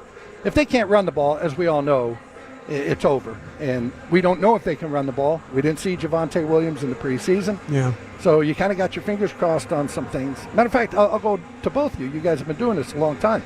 I don't know a season where the Cowboys started out the year kind of with more question marks about what they were going to be. Both sides of the ball. Well, yeah, it's because we don't know with Schottenheimer. That's the reason. I mean, we understood Garrett for 10 years and Mike McCarthy for 5 years. For 15 years, we knew damn good and well what they were going to do. We don't know about this guy. We just don't. We don't know how they're going to play without Micah. Yeah. Hey, here's the thing with Micah. And I don't want to. I know we beat that thing to the ground, but that's okay. That was a big story. But these guys are going to get more snaps. The other players, they're going to get more snaps because Micah's gone, but they're going to have fewer sacks because no longer are they putting 2 and 3 guys on Micah. Everybody else had a one-on-one for the last 4 years when Micah Parsons was in the game. Mm-hmm. The other 3 guys, or 4 if you rushed 5, they had a one-on-one. They had to beat one guy. Those days are over because there's not a guy when the Eagles break the huddle tonight where they have to say, where's 11? Or when DeMarcus Ware was here, where is 94? They don't have that guy. No question about it. Babe Laufenberg with us here on The Fan. You get Kenny Clark into the middle of the defense. Are you more confident today about the ability to potentially stop the run this year defensively than you were maybe before the Micah trade? Yes, but I do not want to give up a guy that's going to be pretty good in run defense for a guy that can get after the quarterback. Now, I'm not saying it was a bad trade. They've got 2 first-rounders coming from Green Bay, so all that remains to be seen. But if you tell me I'm going to get you a pass rusher or I'm going to get you a defensive tackle that's going to play about 50% of the snaps, I'm saying give me the pass rusher all day. So, they lost that. It's funny, very quickly I went back and looked at Kenny Clark against Philadelphia. They played him in the playoff game last year, and I looked at every snap that he had. Now, after the season, he had surgery on his toe and foot, and he had bone spurs, and been dealing with that all year. Yeah, so it was hard to look at that and say, okay, that's what he is. But what's interesting to me is Kenny Clark finished his year last year playing playing Philadelphia for Green Bay in the playoffs, and he starts the season this year again going up against the best offensive line in football. Yeah, no, and if you circle back, his game against the Rams in the middle of the year was really, really good, kind of more indicative to what he probably is going to be health-wise. I took a peek early and then middle with the Lions and then late with Philly, but you're absolutely right. And then you learn, he's dealing with foot problems, and that probably affected him a lot of ways. Oh, no question. How do you push off? Yeah. and you're going up against 300, 330-pound men, and you're trying to dig in and anchor, and you got a bad toe and you got a bad foot. That's difficult. But, hey, going back to Shoddy, though, and what we're going to see, and Vic Fangio, his defense, and they both think they have the answer, right? I mean, they're both coming in confident. Fangio saying, hey, I know how to shut this guy down. And Schottenheimer saying, hey, we're going to do some things that's going to give them trouble. But as the Prussian general, whose name I can't pronounce, said in 1800, no battle plan ever survives first contact with the enemy. So they're going to go into this thinking, hey, I know what we're going to do, and all of a sudden they're going to see some other stuff, and now here comes the adjustments, right? What is the answer for what they're doing? How tough is it, do you think, for a guy like Tyler Guyton, who going to be making the start at left tackle tonight, not having much in the way of a training camp off the injury? Like, how much help do you think Shoddy needs to send his way? Oh, I definitely give him help because of the confidence factor. Tyler Guyton can't be a confident guy coming into this game. He just can't. What Bill Parcells used to say, confidence is born of demonstrated ability. Well, he didn't demonstrate the ability to be a left tackle last year. And I at the beginning of the season, I mean, when they started training camp, somebody asked me, who's this most important for? And I said, it's Tyler Guyton. Tyler Guyton needs this training camp more than anybody else on the team. And 2 days into it, he got hurt. So he did not get the training camp. So it's going to be a tall task for him. And I'm interested to see, too, and I do not know the answer, is Nate Thomas, who took some left tackle snaps. Will we see him? Yeah. I think we will. Yeah, you sounded like that you would probably have started Nate Thomas in this game. I might have, yeah, absolutely. But, hey, I always say this. I defer to the coaches. I get to watch them stretch, once they leave training camp, and that's it. So they've seen Tyler Guyton on a daily basis. They're around him. They see him in the meeting rooms. So I defer to them, but I wouldn't be a bit surprised, not because he's not doing well, but I wouldn't be a bit surprised where they have a plan to get Nate Thomas some snaps at left tackle in this game. Babe, if you're Hurts, if you're Sirianni, knowing that Diggs is coming off the injury and another guy that really didn't have much of a training camp, how much would you be trying to test him? Well, I think they're going to test him, honestly, in the run game. I think Philly's going to run wide and make these corners tackle. Hey, nobody wants to tackle Saquon Barkley. But I think number 7 especially doesn't like the tackling game and coming off the injury. And I wouldn't be a bit surprised to see them run a bunch of outside type runs, not the high school pitch it and everybody go wide, but the other part of that, to your point, Diggs is going to be on a pitch count tonight. And I know Philadelphia, they're an 11 personnel team, 1 tight end, 1 running back, 3 wide receivers. But I'm not so sure when Diggs goes out of the game that I come out either, if not 4 wides, I split Dallas Goedert out. So it's basically a 4 wide receiver set as far as alignment, and make the Cowboys put every available corner they have on the field, because as we know, they are very thin at corner. Baby, are you as excited as I am for the Lamb-Pickens combo? Yeah, I mean, it's going to be something to watch. I mean, it really is. To me, the bottom line on Pickens, just in a nutshell, not a great route runner, He is not a great route runner. They didn't have him do a whole lot of things at Pittsburgh, which he has kind of alluded to. He ran 4 routes up there. I mean, I ran a deep over, ran a shallow cross, ran an out, ran a corner. That was it. But I don't know that I've seen a guy that's any better. Now, there might be some that are equal, but I don't know if I've seen a better guy where that ball goes up in the air. We call them, 50-50 balls. He just has an amazing ability to high point it, contort his body, come down with the football, great hands at the point of attack. And so that's what I'm looking forward to seeing tonight. Absolutely. Same here, Babe Laufenberg. You're the man. We appreciate the time, and enjoy the game tonight, man. We'll be listening. Okay. I appreciate it. Thank you, guys. Yes, sir. Absolutely. And United Healthcare is the proud official healthcare partner of the Dallas Cowboys, bringing you coverage you can count on to Cowboys territory. Learn more at uhc.com.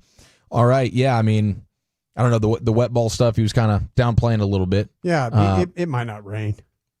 Yeah, I mean, I guess not. It's one of those things like, all of a sudden you're like, oh, the weather. But then again, it might pour. But to me, it just seems kind of, interesting that Philadelphia has an advantage. If it turns into a game where it turns into rain, they've got their advantage running the ball. They absolutely have that advantage. Babe's saying just run it right at Diggs. Make him get in the mix there. That's the whole thing with run defense now. It's not just about Mozzie Smith and Kenny Clark and those guys. It's about corners. It's about fill safeties. It's about linebackers over the top. It's about guys playing in gaps. If they're bad at run defense, that weather won't have anything to do with it. It'll just be that they're bad playing run defense and not filling the gaps. We've seen them play pretty darn good run defense in the preseason with their backup guys when it's against the Ravens, when it came down to, hey, tackle here, end here, and then now you got linebacker here, then the safety down. You got to get bodies the ball. I mean, you cannot guess at your assignments. You can't. Not against this team. Not with this running back. Team defense, that's the way to go, baby. It's a shock the world week 1 kickoff for the Dallas Cowboys. Under 2 hours to kick off. Let's go live to Philadelphia and get the scoop from the best in the business. Cowboys sideline reporter Christy Scales joins us next right here on The Fan.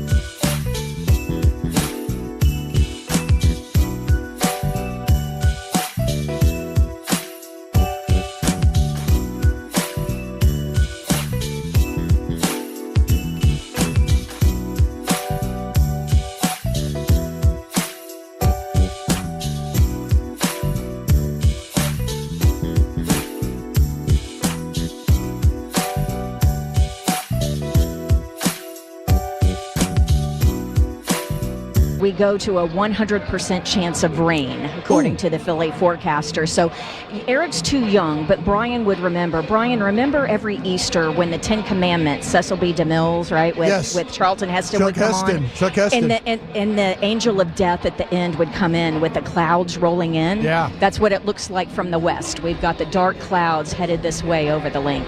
And here's a little bit of irony. One thing they were saying a couple hours ago, I'm not saying that there's going to be a lightning delay, but there's a chance for some lightning right around the time of the banner ceremony. And when they hung the banner back in 2018, guess what they had? A lightning delay. So it's just proof that God really is a Cowboys fan. He just can't stand to see any banners being hung here. I love it. I love it. Well, what about the field conditions? Pretty good grass? Yeah, it's a brand new grass, and it's something that they put in for the World Cup Club, the soccer games this summer. Of course, here at the Link, they hosted several of those. And so it's a different kind of hybrid. It's a Kentucky bluegrass hybrid instead of the old Bermuda hybrid. And so they had the games here and everything went great, and they put it in because they're going to have it for World Cup soccer next year. And everything looks beautiful, but it's not the same one that was down this summer for the soccer. They had to pull it up because they had like a Metallica concert. They had several concerts in between soccer and the start of the football season. So this has been down for a few weeks. They did have one preseason game, and everything looks good now. There's just a few divots, but we haven't had the players, the teams. There's just the specialists out there now and a few guys doing some light jogging. So if it really is 100% chance rain in pregame and it gets torn up, it's something that we'll monitor the field conditions throughout the evening. Yeah, Christy, and kind of going and looking at some clips and stuff, I think there were a couple of days where they practiced on their game field. Like they had that Eagles night or something like that where they, had a practice out there a couple different times. Well, you got to get used to it, and it's something that Bucky and the coaches were telling the guys, make sure that you get out there and do your pre-game warm-ups because we want to make sure that we have the right footwear. So Bucky and Mike and Dylan, they're going to be ready, but they are being mindful of this new surface. All right, Christy, the most important thing, we got the left tackle situation. Tell us what you know as we get ready for this game. Well, I know you were speculating with Babe as to whether or not Nate Thomas might get any of the reps because we know Guyton's going to start. Mm-hmm. I'm told this is Guyton's game. This is Guyton's game. They're not planning on working any series with Nate Thomas. During the week, Bryan, if you would have asked me, I would have predicted that he might get a couple of series, but I'm told no, this is Guyton's game. And then in regards to cornerback with Trayvon Diggs, unless something happens here in the pregame warm-ups, he's on a pitch count tonight, but he's playing, and they want him to have about 30-some-odd snaps, so it's going to be situational. So when they're in a base defense, it's going to be Kyer Elam, the newly acquired cornerback, opposite Deron Bland on the outside. When they go in the nickel, Deron will move inside and Trayvon will play outside. There you go. Now, if Trayvon gets to the amount that, if he gets into the 30 count of snaps, or if he's, not feeling it and they want to pull him out because of the knee, then it would be the new guy, Reddy, would come in, and he would play inside, and then Deron would stay outside. So there's a good chance that we're going to get to see Reddy Stewart, who was just signed last week, playing some nickel tonight. Yeah, that's kind of where he was I know he played that for Matt Eberflus with the Bears, and then if you watch Minnesota tape, that's where he was playing, a lot of that nickel slot. Yeah, and he said he feels comfortable. We talked to him during the week, a really nice young man, and he'll be ready. Oh, I was not trying to make a pun. I think you honestly was not trying to make a pun. I wasn't. But, yeah, Reddy will be ready. You're in your bag, Christy, in midseason form already. Christy Scales with us here on The Fan. Hey, Christy, I'm looking at the clock. We know updates in the next 10 minutes, right, in the inactives list? I know them. Okay. And there are a couple of surprises. Okay. Ooh. We want to wait on that one, or you want to? No, I'm going with it. All right, I like what you're doing here. Mozzie Smith. Yeah, okay. I thought so. He's inactive, yeah. And then Perion Winfrey, of course, who is inactive because of the back injury. So he wasn't able to practice this week. He's out and inactive because of back injury. But Mazi Smith is inactive. This one might surprise you. The rookie running back, Jaden Blue, is inactive. And then rookie linebacker Shamar James, who had a good camp and good preseason. I know everyone was excited to see him. He's inactive. Now, here's why. Buddy Johnson, who has been with the Cowboys, he's a better player on special teams than Shamar, at least at this point. So Buddy Johnson and then wide receiver Ryan Flournoy were elevated from the practice squad.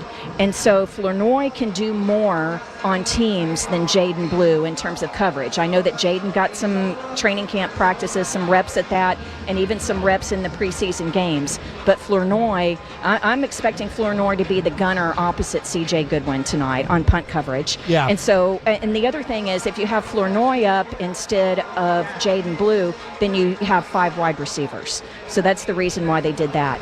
And then for the other inactives, it's 3 of the offensive linemen. So the North Texas native Hakeem Adeniji, going to have to wait for his regular season debut for another time. He's inactive.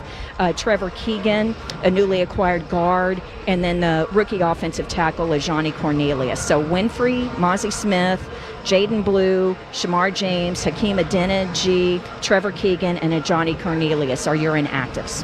Boom. Christy, you're the best in the business. Thanks for all the information. Stay dry tonight, and we'll catch up with you next hour. Sounds good. Thanks, Eric. Absolutely. There she goes, Cowboys sideline reporter Christy Scales with us here on The Fan. All right, the inactives, how about that? We got to start with Jaden Blue. Yeah. What the heck, dude? Yeah. It's Jaden Blue not playing. That hurts me a little bit. You kind of wonder, and I thought that maybe that he would play because this is not a blitz heavy team. And so were you worried about maybe that he would be kind of, in trouble that way if a team blitzed a lot, and then he wouldn't know how to pick up. And so, but yeah, here he is. And that is a little bit of surprise to me with that. Yeah. Yeah, clearly, he's third on the depth chart. Right. So obviously it wasn't like he was probably projected to have a huge role in tonight's game, and hopefully his role will start to increase as the season goes on. But I guess that means we're going to get a heavy dose of course, Javonte Williams, some Miles Sanders, and then maybe even the newly extended Hunter Lipke. Yeah, I think so. Getting some looks in the backfield. Plus you have the Turpin and Lamb element that we know they'll sprinkle dinkle in from time to time. Right. But that means, wow, okay. No Jaden Blue. That's kind of a bummer because this is one of those games that you felt like, right, you want to run to the edge. Sure. Get a little bit of speed going, and maybe Javonte Williams can surprise us a little bit. We just haven't gotten to see a ton of them. Uh-huh. So, but they clearly like him as RB1 to start this season. So that is a surprise. Mazi Smith being inactive. Does that surprise you much? To be honest with you, no, it really doesn't. I thought that Mazi Smith might be inactive if Winfrey was healthy. And then someone told me, though, that Winfrey, if Winfrey was healthy, that he would probably be inactive. So that way I thought then, Mazi then would be an active guy here. But, yeah. This is interesting way they're going to play this, but hey, we'll see how it works out for this first week. So what are you looking at with the defensive tackles then? It's obviously Osa, Kenny Clark, Solomon Thomas. Those are going to be the three mainstays. Jay Toya, right? And then Jay Toya, absolutely, the rookie out of UCLA, the big body guy right there. Yeah. But, okay, so Mazi Smith, Perion Winfrey dealing with the injury. You have Jaden Blue. And then the rookie linebacker, Shamar James. But you do have Ryan Flournoy that gets to come up. Because he's an all three phases kind of guy. He is an all three phases kind of guy. Yeah, that to me. I figured he was going to be brought up. But I didn't know for who. But the fact that you got so many guys at wide receiver that don't play special teams. He's the one guy that can kind of do it all. He was going to be the guy for Mingo. And he plays special teams at a very, very high level. Yeah, I mean, he did a great job in the preseason games. I mean, that was something that stood out for sure. Yep. And he was a guy that we were all looking at as like, man, you got to find a way to get him on the team. And so kudos to him. He's active tonight. Donovan Ezeraku, it's kind of a homecoming for him. The rookie edge rusher who's going to have a lot more on his plate now with Micah gone. He's a Philadelphia guy coming back to Filthy, hopefully to spoil a banner night. All right, we're just under 90 minutes to kick off, and it's a loaded hour. We have head coach Brian Schottenheimer. We'll hear from Jerry Jones. And, of course, more Super Bowl winning analysis from Brian Broaddus. That's all coming up next right here on 105.3 The Fan. The big game is coming, and we're all wondering, have you gotten your Tyson Cowboys nuggets yet? Head on down to your local grocery store to pick up a package of Tyson's star-shaped Cowboys nuggets, or try them in AT&T Stadium. That, along with all our other favorite Tyson Foods products, sure make game day special. Score some delicious Tyson Cowboys nuggets and become a game day star, just like our Cowboys. This game and all games to come, remember, tailgates and game day have always been Tyson. Hey, I'm Brett Podolsky, co-founder of The Farmer's Dog. We make fresh food for dogs. We started the company when we saw what a huge difference it made in my own dog, Jada, when she stopped eating ultra-processed kibble and started eating fresh, whole food. The Farmer's Dog food isn't fancy. It's just real food, delivered to your door in pre-portioned packs. It's better for them and easier for you. Get 50% off your first box at thefarmersdog.com/trial50. That's thefarmersdog.com/trial50. Hi, it's Pete Thompson from the Consumer Team. Every year, the summer heat puts a real strain on your HVAC system, which means it needs a tune-up before it gets cold and you turn on the heat. Call the On-Time experts today and get their fall tune-up, normally $199.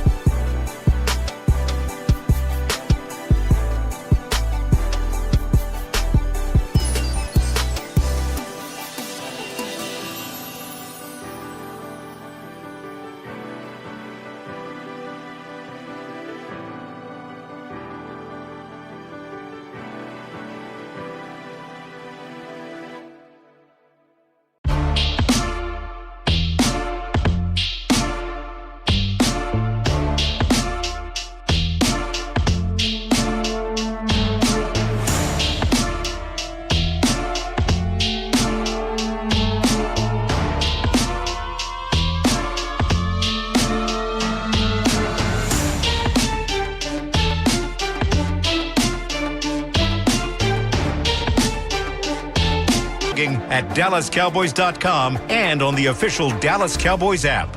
Now, here's Eric Chiofalo and Bryan Broaddus. We've made it, ladies and gentlemen. It's the Week 1 pregame party here on the Dallas Cowboys Radio Network. Great to have you in the official pregame show of America's team. Cowboys in filthy, taking on the defending champs. This is a shock the world game. Everybody's doubting our boys, and they are a heavy underdog in tonight's game. But let's get that path to victory. I'm Eric Chiofalo alongside the Super Bowl winning scout Bryan Broaddus. We're ready to tear it up, man. Welcome back for another season. Yeah, yes, sir. It's it would be a shock the world with all the things that are kind of going on. We got the inactive list, a couple of surprises there. This should be one of those games where it's going to be about the 48th address, and can they find a way to do some things that a lot of people don't believe they can. And that's win a football game against the defending Super Bowl champs. No doubt about it. And the official pregame show here of the Dallas Cowboys brought to you by Sleep Number, the official sleep and wellness partner of the Dallas Cowboys. Also brought to you by SeatGeek. We might have some inclement weather tonight. It looks like we're getting some rain there in Philadelphia, so hopefully it doesn't delay the proceedings at all. But that is something that could certainly impact tonight's game. Let's go ahead and get into some of the inactives because Christy Scales just gave us the word. Jaden Blue, rookie running back, inactive. Mozzie Smith, first-round pick, inactive, as well as Shamar James, the rookie linebacker, Johnny Cornelius, Hakeem Adeniji, Trevor Keegan, all on the offensive line, and then defensive tackle Perion Winfrey also dealing with a back issue, so he is out tonight. But Jaden Blue, Mozzie Smith, those are the standout names inactive tonight. Yeah, and they're in a situation right now too where they went a little bit short at running back, but they've got Hunter Lipke who can kind of play the role of halfback, fullback, tight end, that type of player that you have. And even though Jaden Blue had shown some promise during the training camp portions of practice, playing some special teams, some kick coverage stuff, making some tackles, being around the ball, they just said, well, listen, we're not gonna dress you for that. And so we'll see how Williams and Sanders and then Hunter Lipke make out. I wonder if this is going to be one of those situations where all of a sudden your team doesn't look explosive running the ball, and then we wonder, well, why did they not go with a guy that's an explosive player? I think Miles Sanders is very capable. I think he's more capable than Williams with the explosive plays, but it's a little bit surprising to me that Jaden Blue is not part of the lineup tonight. And I hope it's one of those things that we don't look back and on the post game and say, well, they needed more explosive plays. They had opportunities. Some of the plays were blocked well, but they just didn't get it done. Yeah, it's definitely surprising and certainly disappointing that Jaden Blue's inactive tonight. I guess from an explosive standpoint, I mean, maybe Javonte Williams can surprise us. Maybe Miles Sanders can surprise us. But I think they probably want to sprinkle in some Turpin, maybe even Lamb, handing them the ball and let them go make some plays. Maybe that's where they try and conjure up some explosive runs. That's a very good point. And it might be that just, hey, we just, there's not that Blue does not do enough for us as a special teams player to keep him active. And you're absolutely right. Then it's going to come down to Williams, Sanders, and Turpin with some Hunter Lipke sprinkled in as well. So what do you think the path to victory is tonight for the Cowboys offensively? I think this is the unit that we're all most fired up to see. You finally got a healthy Dak Prescott, the George Pickens edition, Tyler Booker in that offensive line. We know Tyler Guyton is getting the start at left tackle, and there's no plan for a rotation with Nate Thomas. So the starting five that we were hoping for is what we're going to get. But I'm excited to watch this offense tonight. What's their path to victory versus this Eagles defense? Well, that's the path to victory will be their ability to control the inside part of this Philadelphia defensive line. If you want to look at with Jordan Davis, Jalen Carter, these types of guys, power inside players, Dallas power inside players themselves at the two guard spots and at the center. Got to find a way to make sure that they handle that to the best of their ability. And you can include a little bit of, we'll see with the rookie Campbell at the Mike linebacker spot, or how much is he going to play? Is Dallas going to get in a situation where it turns into nickel personnel for them the whole game. They get in that 11 personnel stuff and then take Campbell off the field. And then it's Braun and how, like as that linebacker and see if in fact that, is it going to be like, can you run the ball that way? Can you run the ball at 11 personnel stuff? Can you take a little bit of some advantage? Can you spread them out a little bit and try and attack? Because I think the inside guys will be fine. I really do with the Cowboys.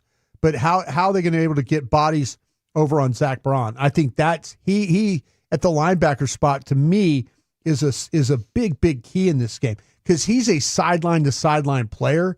He's kind of a downhill player. He's able to make plays behind the line of scrimmage. He's able to play in coverage. You've got to get a hat on him in this football game if you're going to want to run the football. And I think Dallas is going to try and run the football. How much could they, is it going to be all in the middle? No. Is it going to be maybe off the edge, off the tackles? Yeah, I would absolutely attack these edges for the Philadelphia Eagles because they're a little bit of undersized guys. Yeah, Nolan Smith, Jalix Hunt, two guys that are having to step up and take on bigger responsibilities in this Eagles defense after losing some of their edge rushers from last year. Right. So trying to punish them a little bit undersized in the run game makes plenty of sense. I'm excited to see just Schottenheimer and his plan for the rushing attack, the personnel groupings, all the different things that he's talked about. Hopefully the rain doesn't limit some of that stuff. I did see our Cowboys insider Bobby Belt live at the link right now in Filthy, and the rain's coming down pretty good. Yeah. Rain's coming down pretty good, so hopefully it doesn't delay the proceedings or anything like that. Who are you attacking in the passing game? Well, there's a couple different options I feel like that you can, depending on what they do at safety. This is where I look at stuff for potentially with Jake Ferguson. And if Sidney Brown is the starter at safety for the Eagles, he's a guy that's primarily been the last couple of years been a special teams guy. So they're trying to now get him involved. Andrew Makuba, if you followed along on 105.3 The Fan, the draft show, all the things, as a group, we loved Andrew Makuba out of Texas.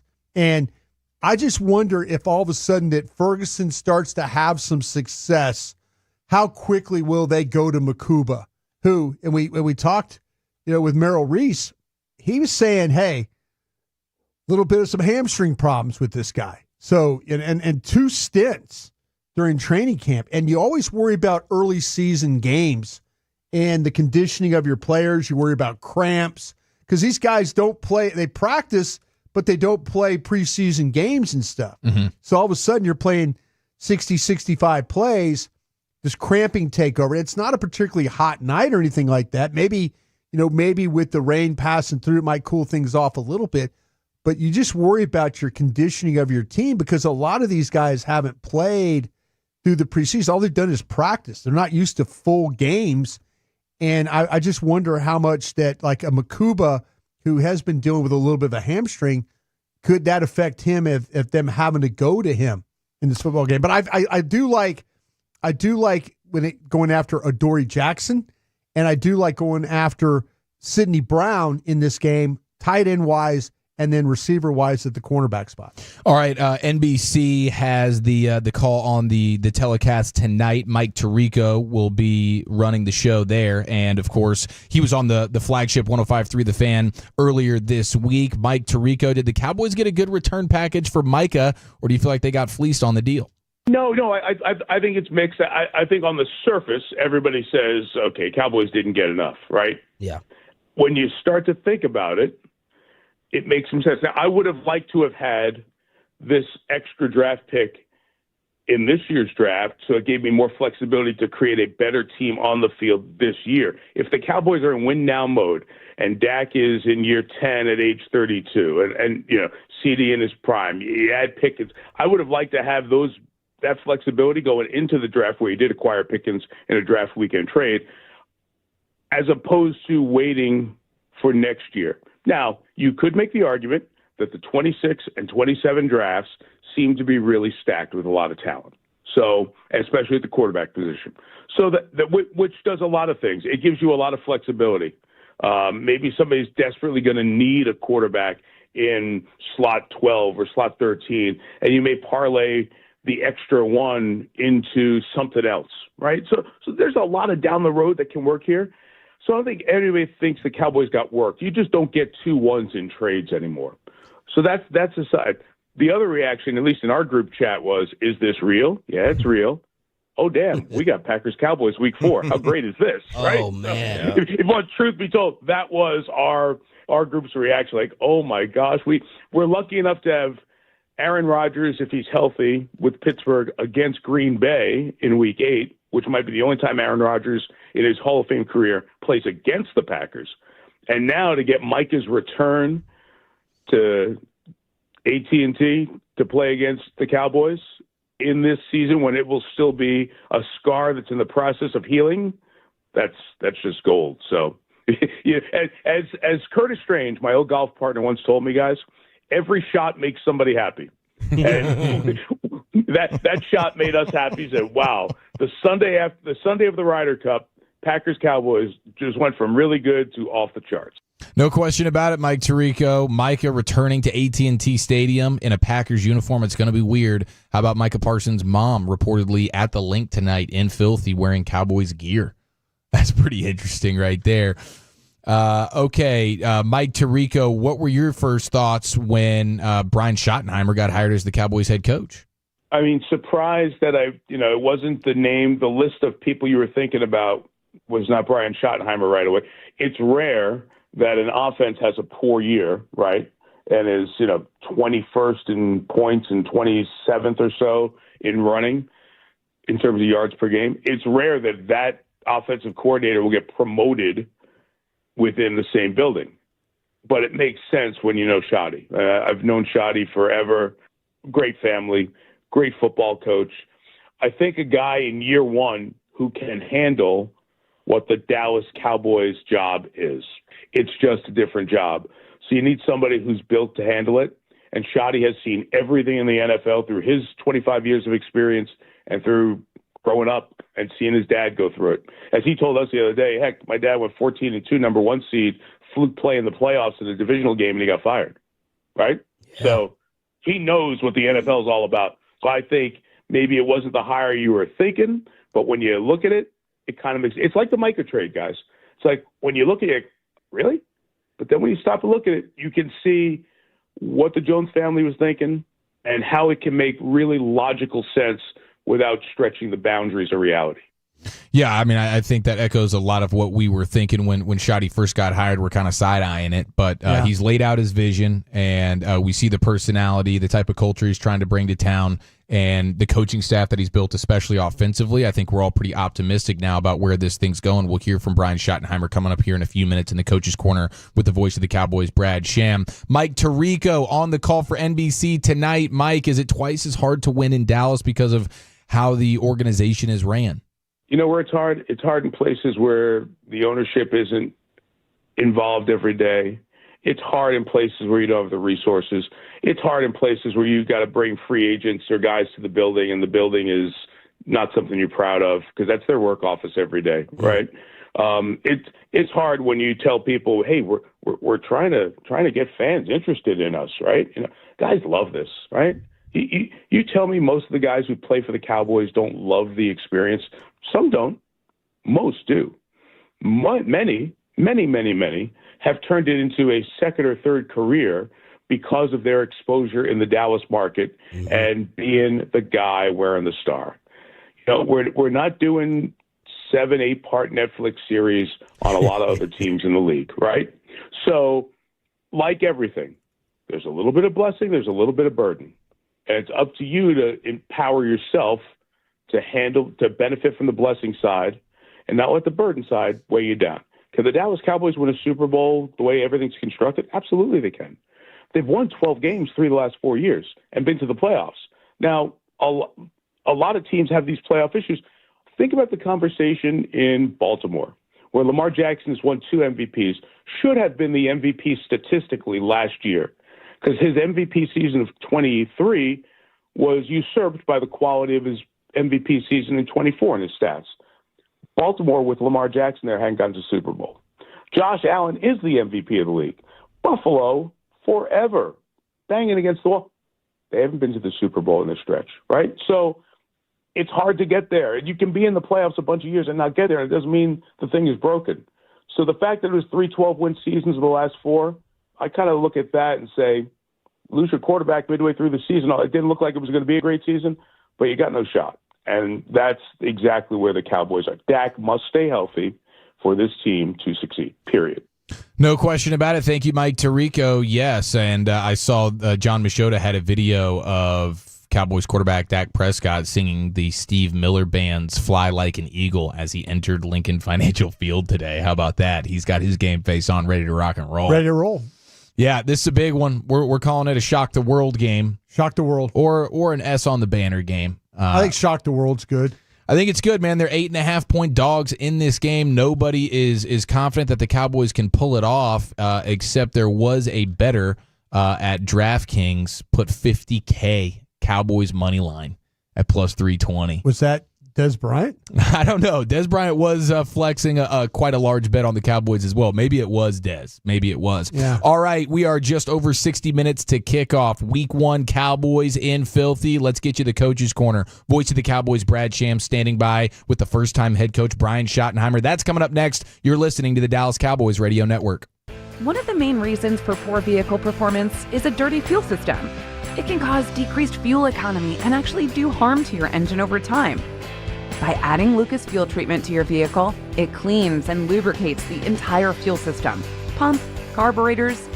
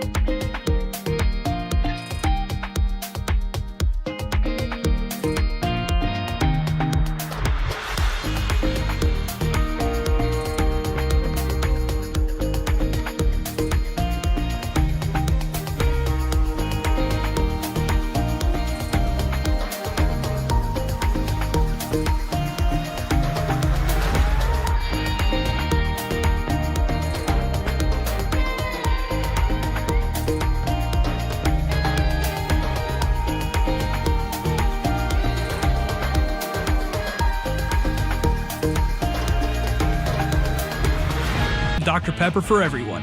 The wins will be even tastier. It's a pepper thing. All right, get your mind right, ladies and gentlemen. We're officially under 60 minutes to kick off. We are opening up the NFL season with the Cowboys, the only way to do it. In Philadelphia, taking on the defending champs. Everybody's counting us out. Let's shock the world. Under 60 minutes to kick off. Let's go live to Filthy. And it's time for tonight's Coach's Corner with the voice of the Cowboys, Brad Sham, standing by with the first-time head coach, Brian Schottenheimer. Fellas, thanks. This is a momentous occasion for Brian Schottenheimer, I submit. I was thinking about the fact that, especially once we become grown-ups, rarely are we ever going to have the opportunity to do something that we know will never happen again. And you will definitely never have a first game as an NFL head coach ever again. Have you thought about that at all? Not really. I've been busy, but again, I just have. What have you been doing? Yeah, I've been doing a lot, Brad. But I'm just excited to see our team go out and compete today. We're looking forward to this opportunity to go perform and compete together as a team. And I think I'll have some butterflies certainly before the game, and that's not just because it's my first game. It's usually going to be a normal game day routine, and once we get that first play under our belts, you go back into what you've been doing for a long time. But you will be talking to your dad at some point. I will definitely talk to him and God every time during the national anthem, and I will not be surprised if I shed a few tears. As the days have built up to today, have you found yourself viewing the opportunity differently than you imagined it 10 or 12 years ago when you had a couple of other chances to be a head coach? No, not really. I think, at the end of the day, I believe that, this is something that you prepare for when you're a coach and you get into this business. You have lofty aspirations, and more than anything, it's just an opportunity for us to go out against a really good football team and play 60 minutes or whatever it takes to get the job done. And no, I really don't. I kind of stay in the moment. I look at this as just another championship opportunity. It doesn't matter who we play, when we play, where we play them. It's the way we're going to approach this game, because whether you beat Philadelphia or whether you beat the Giants at noon, it doesn't matter. It's just another chance to go and compete against some of your brothers around the league. I can tell that you're locked in and not feeling very reflective, but I'm going to push the envelope just a little bit anyway, because that's what I do. We've talked about this, but not a lot of people, I don't think, know that 36 or 7 years ago, your dad thought he was getting this job. And I wonder if when you got the job, that ran through your mind that, hey, Dad, this was going to be yours, but now it's going to be mine. Well, I understand why you need to be reflective, and that is a true story. Tex Schramm and Tom Landry wanted to bring him here as a defensive coordinator, and it ended up working out where he ended up doing something different. But I think after I got the job, there was probably an evening or two laying in my bed late at night where I maybe thought that. But I've been so excited about just this opportunity and looking forward to the season, and now it's here. All right, let's talk about some X's and O's. I had a debate with a couple of people. I said, I don't think I want to talk to him about Micah Parsons. We're Micah Parsons to death, and he's not going to be here tonight. Someone said, you have to talk to him about it for the first game. So, okay, here's how I'm going to do that. Strikes me that guys like Sam Williams and Ezeraku they were always going to have a big role. They've got a tremendous opportunity now, greater than when Micah was here. Do you agree with that? And how do you see them being ready for their moment? Well, I think the depth of our defensive end position has been something that at the end of the day when we made the trade, it made us comfortable doing this. You've mentioned just a few of them. I mean, obviously you've got Dante Fowler, who's a guy that having prepared for twice last year and then knowing him when he was here years before that. You've got Donovan, who I think is going to be a star in this league, rookie. Marshawn Neal and Sam Williams coming back off the knee injury. I mean, James Houston.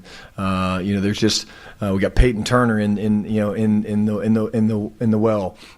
We've got depth, and I think that gets us excited. And there's lots of ways to affect the quarterback. But again, our ability to stop the run is going to be critical against teams in our division. And then when obviously you get playing games in late January and in the playoffs, you got to be able to stop the run. Let's talk about play calling, because you've made it clear publicly that you were ready to leave so that you could go call plays, because Mike if he'd stayed, was not going to give that up. You have done it before. It's been a few years, did it with the Jets and Seattle. How have you looked back at and evaluated the job you did as a play caller then, and how has that changed or evolved? Well, I think, I go back to my last time doing it was 2020 in Seattle. I pull from a lot of those experiences.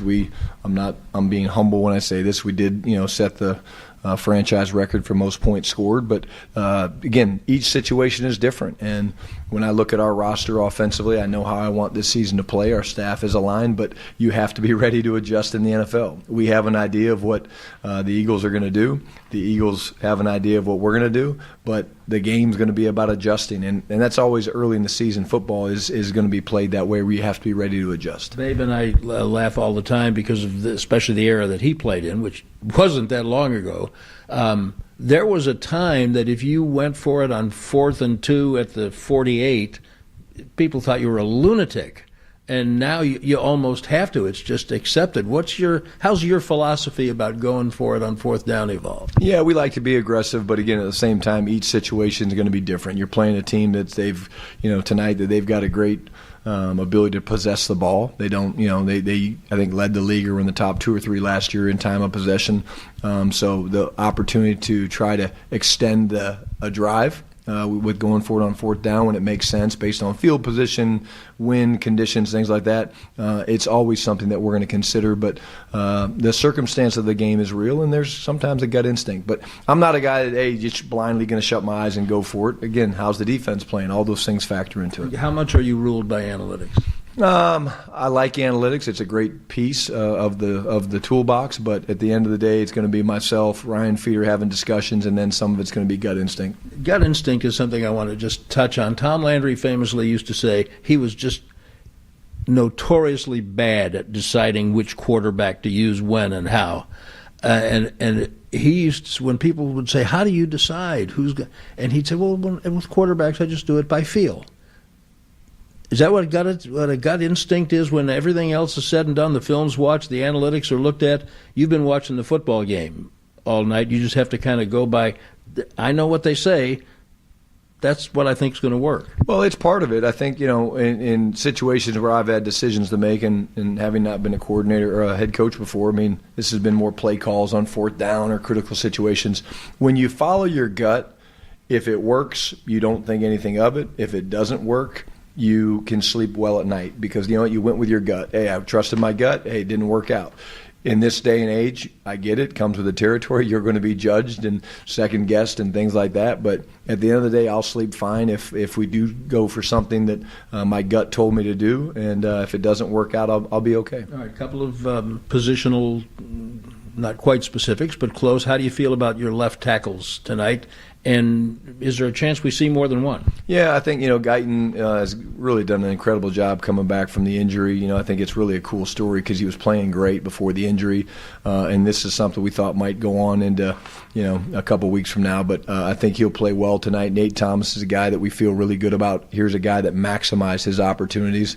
But I'm not big into rotating linemen. And so I think, starting point for us is going to be let's throw a guy out there and watch him go perform. And I think he'll play really, really well. Did Nate Thomas just did he ever drop off from the time that he stepped in? It looked like when Tyler got hurt, it looked like he was ready to go for that stage of training. Yeah, he seized the opportunity, Brad. He really did. He accepted the challenge. He competed every day, and again, just you talk about 2 really talented young men.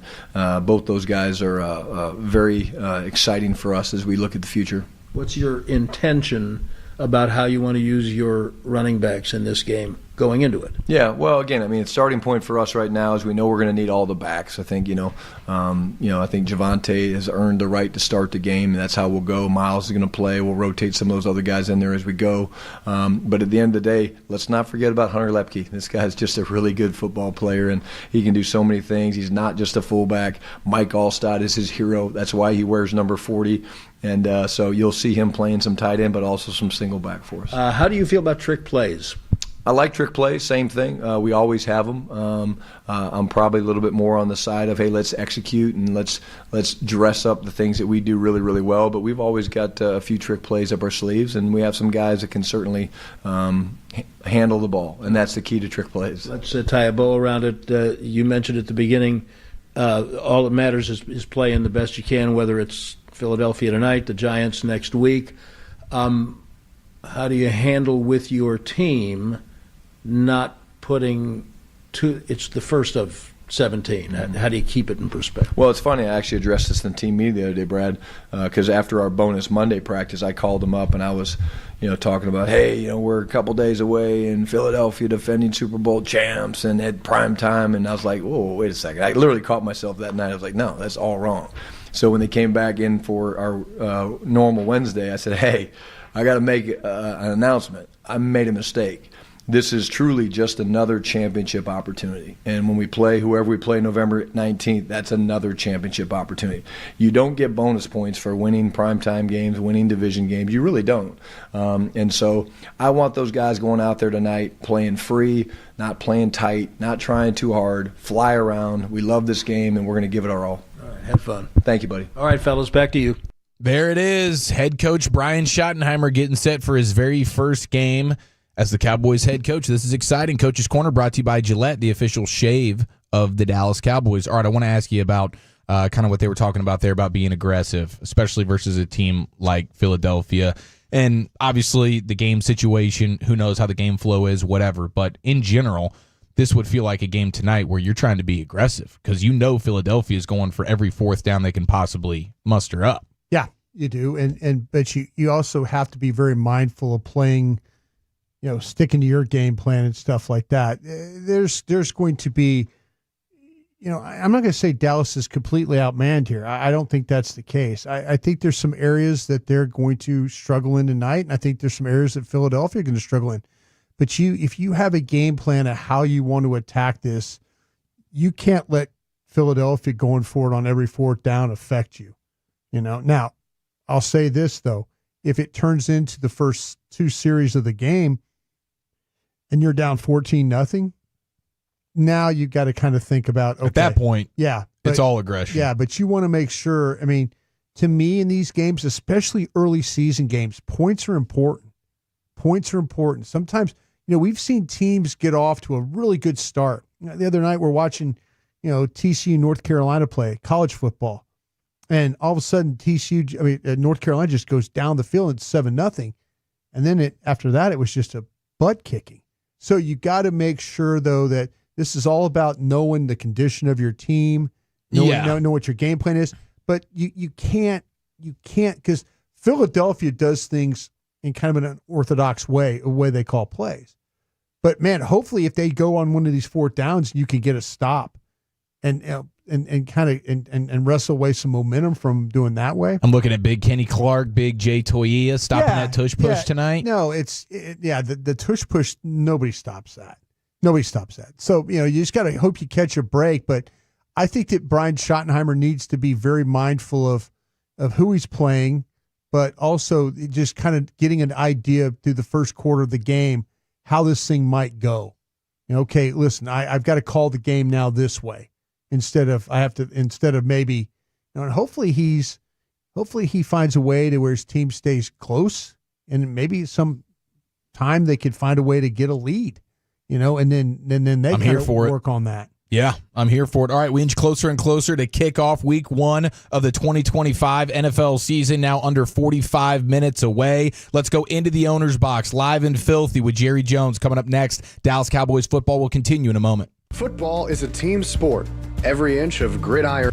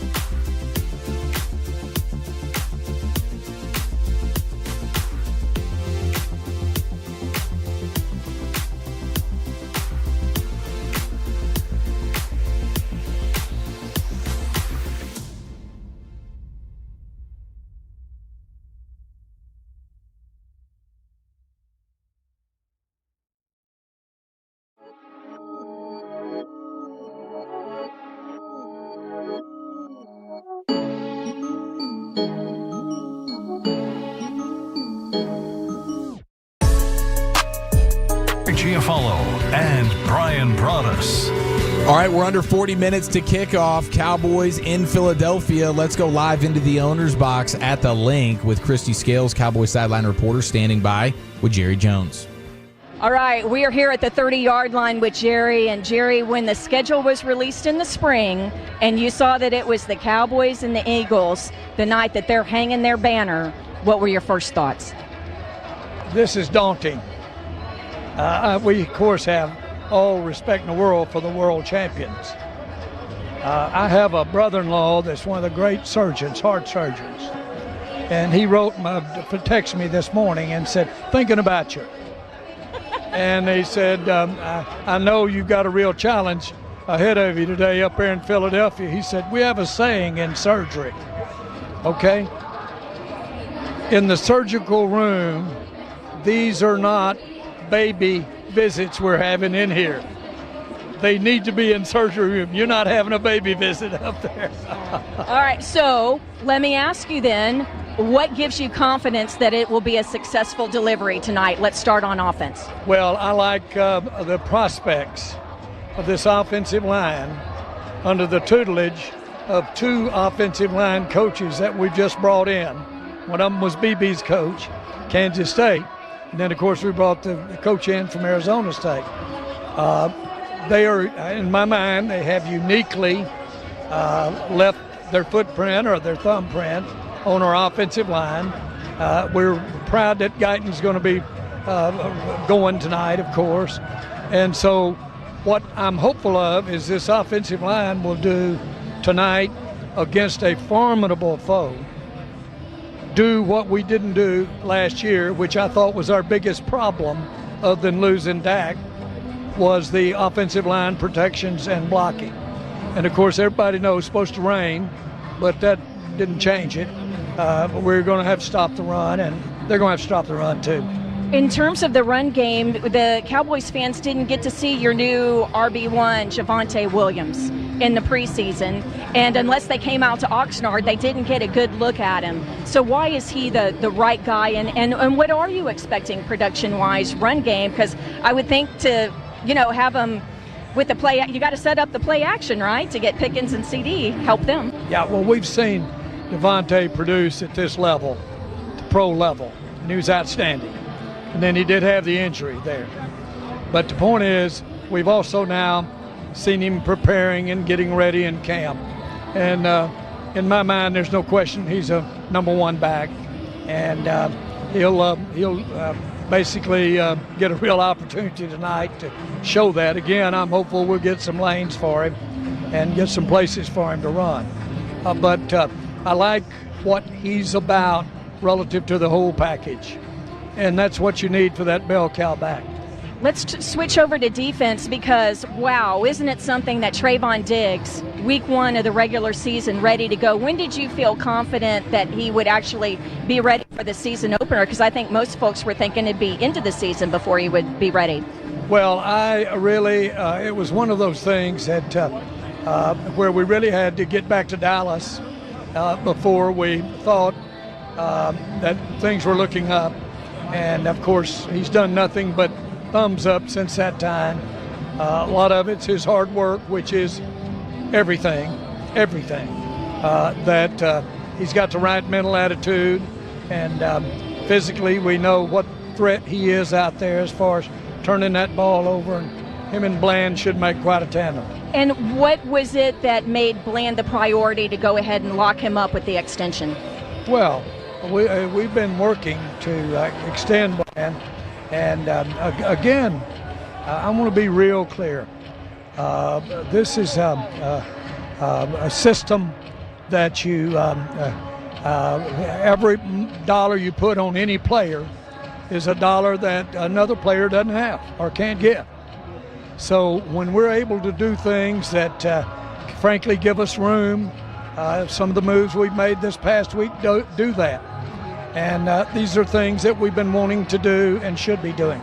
The move you reference, of course, is the trade of Micah. So how do you make up for that production in terms of pass rush? Well, in no uncertain terms, when I think of that trade or I think of Micah, I think we get 5 players for 1. It's that simple. It's it's mathematics. He's a great player. He's a great player.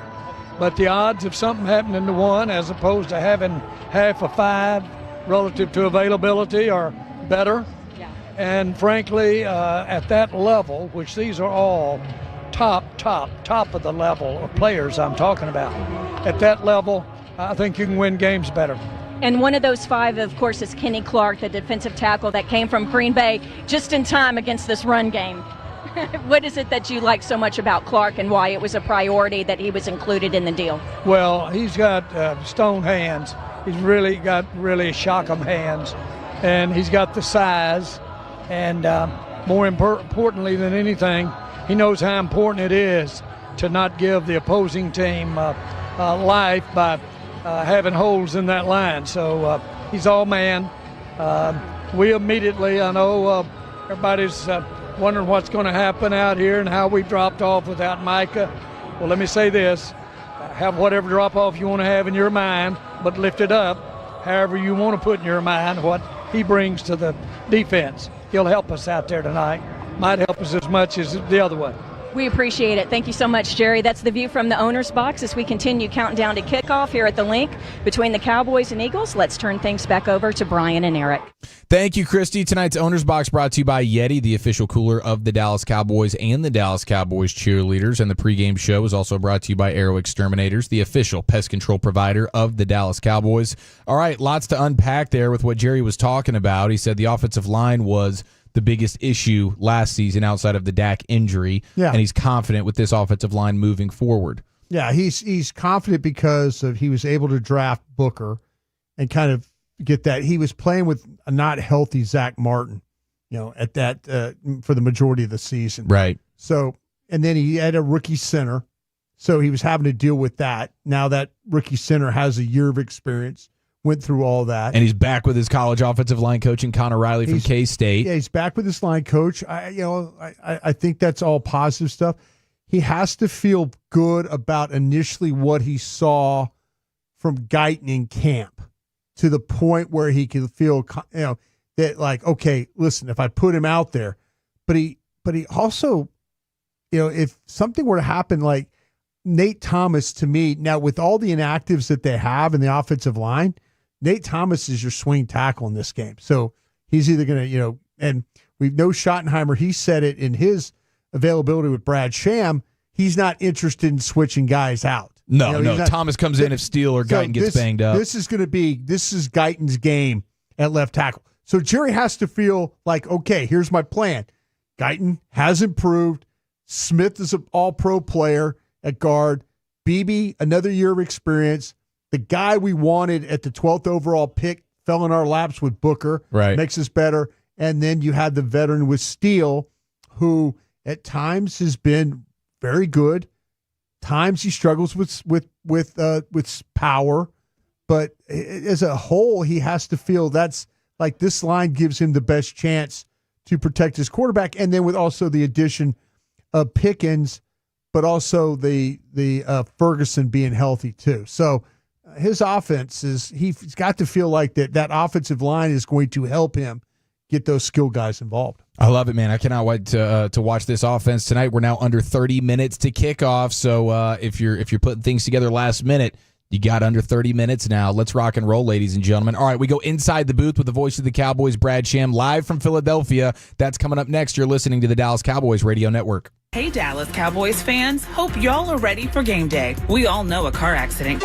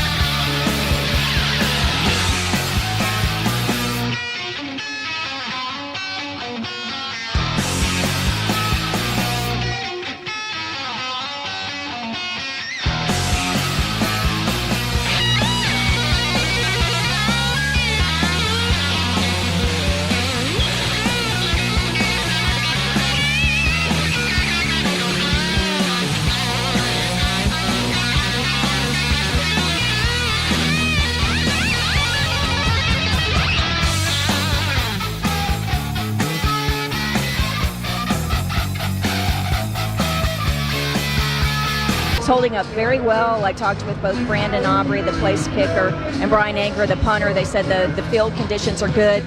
Slight wind. The guy said it's not enough to affect the kicking game, at least not right now. Christy, what about the rotation there at offensive tackle? Had anything that you could add to what we might see? Just that it's Tyler Guyton's game, and so I know that some of us were thinking that maybe Nate Thomas might work in a series or two, but that's not the plan. Tyler Guyton, his all the way, unless there's some type of injury situation at left tackle. Love it. And what's going to be the plan tonight for Trayvon Diggs at corner? He's on a pitch count, I'd say in the 30s or so. They want him to get between like 30 and 40 plays. Of course, he had the knee surgery, left knee surgery back in January. Got back faster for this season opener than some people anticipated. He'll be playing situationally. So your two outside corners are going to be Jerron Bland and Kyer Elam. When they go to the nickel, then Jerron Bland will move inside and play in the slot. Trayvon will play outside. If we get close to Trayvon's play limit, or if that knee acts up on him, then Jerron would stay outside, and the newly acquired player, Reddy Stewart, would move in and play in the slot. Love it. And what's the plan for the banner drop tonight? We got a lot of Cowboys fans in that building, or what? So, hey, it's an early arriving crowd. They are already in full throat here, booing the Cowboys at the end of warm-ups and as they left the field. Both the Cowboys and Eagles will be in the locker room. The Eagles cheerleaders just finished at midfield. So the grounds crew here is putting the two big Lombardi trophies. I'd say that's about a 15-foot tall replica trophies, two of them the 45-yard line, just beyond the Eagles banner. On the north side, they have the 2024 World Championship 16 feet by 14 feet banner that they'll unveil. And then on the east side, there's going to be an additional banner that mentions the two World Championships, 2017 and 2024. And guys, Boys to Men for the national anthem. They're Philly-based, so that'll be fun to hear them.